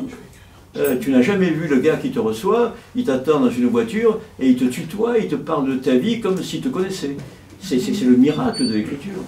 Comme quoi, il n'y a pas que les personnages, c'est intéressant de rencontrer l'auteur aussi. Au moins pour l'auteur, ça c'est pour l'auteur, c'est intéressant. Et il y a Arthur Cravant, je ne sais pas si vous connaissez, un poète un peu méconnu, qui disait si j'avais croisé Balzac, j'aurais essayé de lui voler un baiser. C'est-à-dire que parfois on a une telle gratitude pour l'auteur, pour l'artiste qui a fait une œuvre, qu'on est amoureux presque même sans le connaître. En tout cas, au moins on voudrait lui rendre hommage en lui volant un baiser, Balzac ou un autre. Donc ça se trouve, combien de baisers volés vous avez dû subir parce que, par vos frères. Il y a un écrivain qui dit une autre phrase un peu différente, mais la même, il dit « Il y a des mots si jolis qu'on leur voudrait des joues pour les embrasser. Il y a des mots si jolis qu'on leur voudrait des joues pour... Mais l'histoire du baiser des femmes, je racontais ça pour ceux qui ont vu la grande librairie où je suis passé il y a quelques mois, je racontais un épisode très particulier de ma vie. J'ai reçu un coup de téléphone il y a une vingtaine d'années du directeur de la prison de Valence. Il y avait les hommes et les femmes. Et il me dit, les femmes qui ne sont qu'une quinzaine, vous aurez entendu sur France Inter il y a quelques jours parler de vos ateliers d'écriture aux Baumettes, et elles m'ont dit, mais pourquoi pas nous? Pourquoi ils ne viendraient pas nous voir? On a envie d'écrire. Et donc le directeur me dit, ben, si vous voulez venir, ça fera plaisir aux 15 détenus qui sont là pour des longues peines. Et je dis, ben, je n'ai jamais rencontré des femmes en prison, mais je veux bien essayer. Et 3 semaines plus tard, j'y vais. Il me reçoit, il m'offre un café, et il me dit, j'appelle la surveillante chef, elle va vous accompagner. La surveillante arrive et elle m'accompagne. Et je traverse une petite cour, il y avait 2-3 pots de géranium que je n'avais jamais vu chez les hommes, parce qu'on considère que les femmes ont besoin de géranium. Bon. Chez les hommes, il n'y a pas un brin d'herbe, hein, c'est du béton, cellules, coursives, cours. Ben, jamais une... Et là, bon, pour les femmes, et je rentre dans une petite salle, la surveillante chef était là, les 15 détenus, ou presque, étaient là, autour de la table. Donc je me présente, j'essaie d'être un peu léger pour détendre l'atmosphère. Elles me regardaient toutes, elles étaient là depuis des années. Elles me regardaient toutes parce que les femmes ne sont gardées que par des femmes. Les hommes sont gardés par 85% d'hommes et 15% de femmes. Donc les hommes en prison, ils voient des femmes en uniforme, en pantalon, mais ils voient des femmes. Et donc il y a quand même un paysage un peu féminin, alors que les femmes ne voient que des femmes. Et donc je commence à me présenter, comme je l'ai fait avec vous, et à un certain moment, il y a une sonnerie dans le couloir, la surveillante me dit, c'est une retardataire qui est chez le dentiste, je vous laisse 5 minutes, je vais la chercher. Et elle nous enferme. C'est-à-dire que quoi qu'on fasse en prison, tu es toujours... l'écrou, quoi. C'est-à-dire que moi, au Baumettes, je travaille depuis 20 ans, enfermé dans une... Tu vois, si tu veux faire pipi, tu te... Donc, et les femmes, elles ont vu qu'on était seuls sans la surveillante. Il y en a une qui s'est levée, elle s'est approchée de moi, elle me dit, Monsieur Frény, je suis dans ce trou pourri depuis 5 ans, mon mec n'est jamais venu me voir, je peux vous faire un petit bisou? Parce que elle ne voyait personne, pas d'homme. Alors je dis, si vous voulez. Donc elle m'a fait un bisou, mais très, très gentil, sur les joues. Elle voulait embrasser des joues d'homme. Elle m'a un peu touché les cheveux. Et elles se sont toutes levées. C'est l'attraction. Elles se sont toutes levées. Elle m'a dit, mais moi c'est pareil, moi il y a 3 ans. Et donc elles m'ont tout embrassé. Dans un couvent. Et je me suis dit, bon, j'étais un peu embêté, mais tu ne peux pas maîtriser une situation pareille. Tu vois, 15 femmes qui te disent « je suis là depuis des années, j'ai pas vu un mec ». Bon, alors elles m'embrassaient toutes, et à mesure que j'étais couché sur ma chaise, comme ça, sur une montagne, et je rigolais intérieurement. Parce que les joues, hein. Vous enregistrez toutes sur vos joues. Ah, je ne sais plus ce qu'elles m'ont fait. Le front.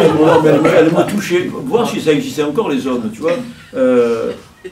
C'est bien en même temps qu'il reste quand même quelque chose de notre relation, qu'elles aient besoin. C'est la souffrance de ne pas voir la moitié de l'humanité quand même. Et je représentais la moitié de l'humanité. Donc elles me touchaient, et à ce moment-là, on a entendu un immense cri. Alors elles sont toutes relevées, c'est la surveillante qui revenait, elle m'a plus vu, j'étais dessous moi. Elle a vu une montagne de femmes, elle a poussé un cri, elle nous a enfermés, elle est partie, et elle est revenue 30 secondes après le directeur. Et le directeur m'a dit, Monsieur Frény, il est 9h20, vous les embrassez toutes, qu'est-ce que ça sera à midi? Il m'a dit, prenez votre cartable, dehors. Je me suis retrouvé sur le trottoir à 9h30, il m'a viré. Vous avez été viré des écoles jeunes et même de la prison. Viré de la prison, c'est toujours, ouais. Dehors, ça.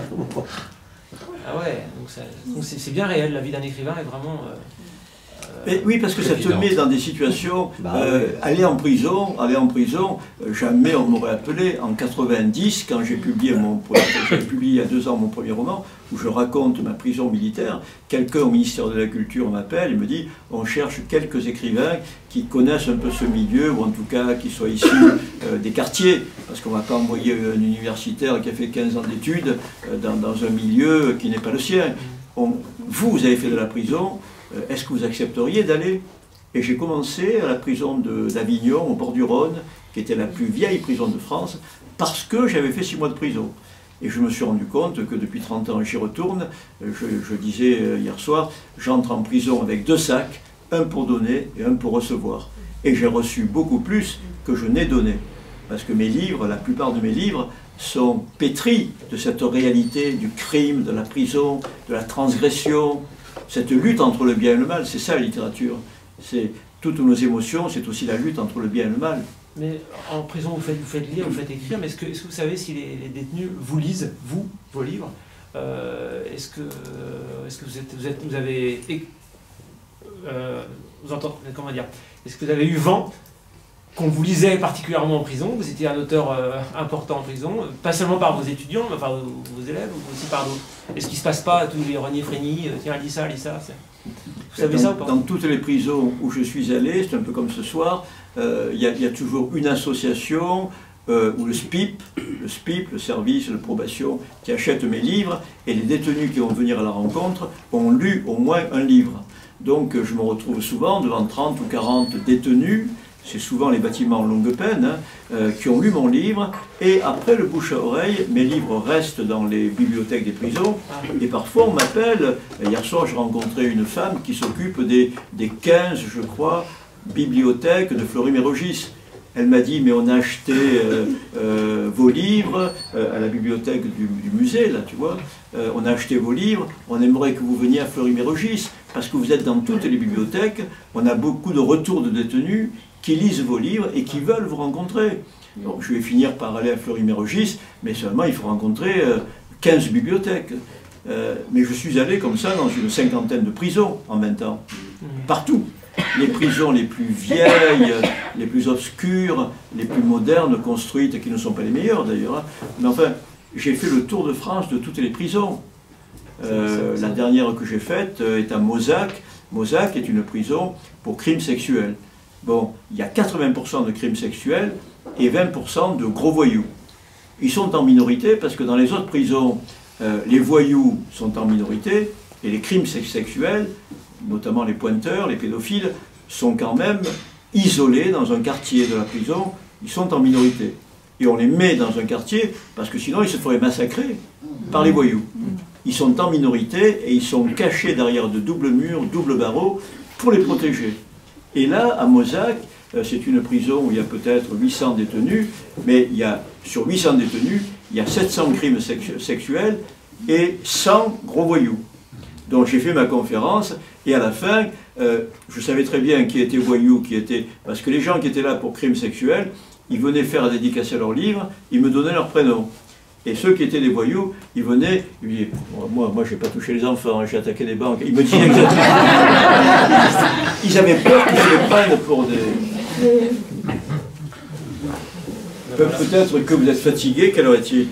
Il y a quand même pas... Si vous avez une dernière question, après je vous libère, vous avez purgé votre peine.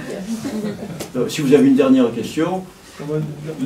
Une dernière remarque, ce sera peut-être votre prochain livre, je ne sais pas, par exemple votre tour des prisons, vous avez apparemment accumulé beaucoup d'expérience là-dessus, le tour des prisons de France, dire aussi dans quelles conditions ils vivent, ce que vous racontiez de très intéressant sur la télévision, qui sont abrutis par la télévision, tout ça, ça peut être intéressant. Je dis ça au cas où vous n'auriez pas d'idée, mais à mon avis ça... Vous avez peur de décevoir, là vous avez je pense une bonne matière, parce que je ne sais pas s'il y a beaucoup de gens qui ont fait autant de tours de prison que vous, quoi. Non, en France, aussi bien de l'intérieur que de l'extérieur. Le ministère de la Culture qui me paie depuis 30 ans me dit vous êtes le plus ancien à aller dans les prisons, parce que en général les écrivains qu'on envoie ne tiennent pas plus d'un an ou deux, parce que c'est un métier quand même difficile et c'est un univers impressionnant. Impressionnant. Donc moi, je connais tellement de monde dans les prisons du Sud que maintenant, je vais là-bas comme je vais au lycée, par exemple. Quand je vais parler à des jeunes, j'entre dans un collège, un lycée, j'entre dans les prisons comme si j'allais dans un lycée. C'est un univers qui m'est devenu familier, et puis il ne m'est jamais arrivé quelque chose de grave. Il m'est arrivé d'avoir peur, par exemple, le dernier métro Gare de l'Est à Paris, parce que le mec il me suivait dans le couloir. Tu te demandes, alors qu'en prison, jamais. Ils sortent de prison, ils viennent me voir. Et donc, non. En prison, vous subissez quand même des agressions sexuelles, quand même. Des agressions sexuelles. Oui, j'ai été un peu... C'était quand même assez agréable. Moi qui aime immodérément les femmes... D'ailleurs, je vous raconte une dernière anecdote, parce qu'elle est comique. C'est un peu ta question. Tu me dis, c'est pour te donner peut-être un sujet. Mais le sujet, tous les jours, quelqu'un m'apporte un sujet. Un jour, je reçois chez moi, à Manosque, une grande enveloppe. Et dans la grande enveloppe, j'ouvre, il y avait une photo. Une photo noir et blanc, c'était une poitrine de femme. Il n'y avait que ça. Il n'y avait pas de visage, pas de nombril, mais une paire de seins éblouissants. Je me dis, tiens, qu'est-ce qui m'envoie une paire de seins? Et il y avait une lettre accrochée, avec un trombone. Je lis la lettre. Et la lettre me dit, Monsieur Frény, j'ai lu tous vos romans, nous partageons la même passion, les seins des femmes. Je vous envoie la photo de la poitrine de ma femme, que je trouve très belle. J'aimerais que vous en parliez dans votre prochain roman. Il aimait la poitrine de sa femme. C'est vrai que dans beaucoup de mes romans, je parle des seins, j'ai toujours été ébloui par les seins. Et donc j'en parle. Et donc je me dis quand même, mais la photo était tellement belle, je remonte chez moi, et ma fille était partie à Montpellier faire des études, donc j'étais seul, j'avais divorcé, mais j'avais une copine qui venait me voir de temps en temps, qui avait les clés. Et donc je mets la photo contre le compotier, et je prenais mes repas en regardant la poitrine de la femme du facteur. Et un jour j'entends un bruit de clé, je me retourne, c'est ma copine qui venait de rentrer. Et elle me dit, mais qu'est-ce que tu regardes?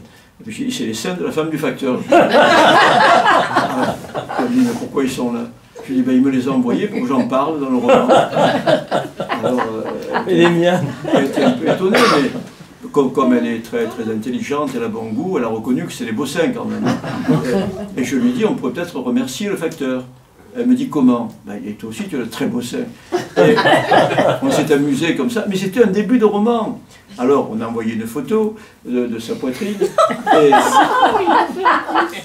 il faut bien s'amuser. Et donc, quelques temps après, je reçois un véritable scénario dans une lettre. C'est le facteur qui me dit, je pense que vous n'écrirez jamais sur les scènes de ma femme, je vous ai envoyé le scénario de votre prochain roman. Il me racontait toute l'histoire, tout ce que je devais écrire, c'est étonnant. C'est beau. C'est un peu directif. Bon, je crois qu'il y a un excellent buffet qui nous attend là-haut. On pourrait passer... c'est pas aussi énorme que ça, c'est la même chose, c'est les restes que vous n'avez pas mangé tout à l'heure. Il y a à boire, il y a à boire. On peut passer dessert au fromage. Merci au fromage. Merci beaucoup, merci.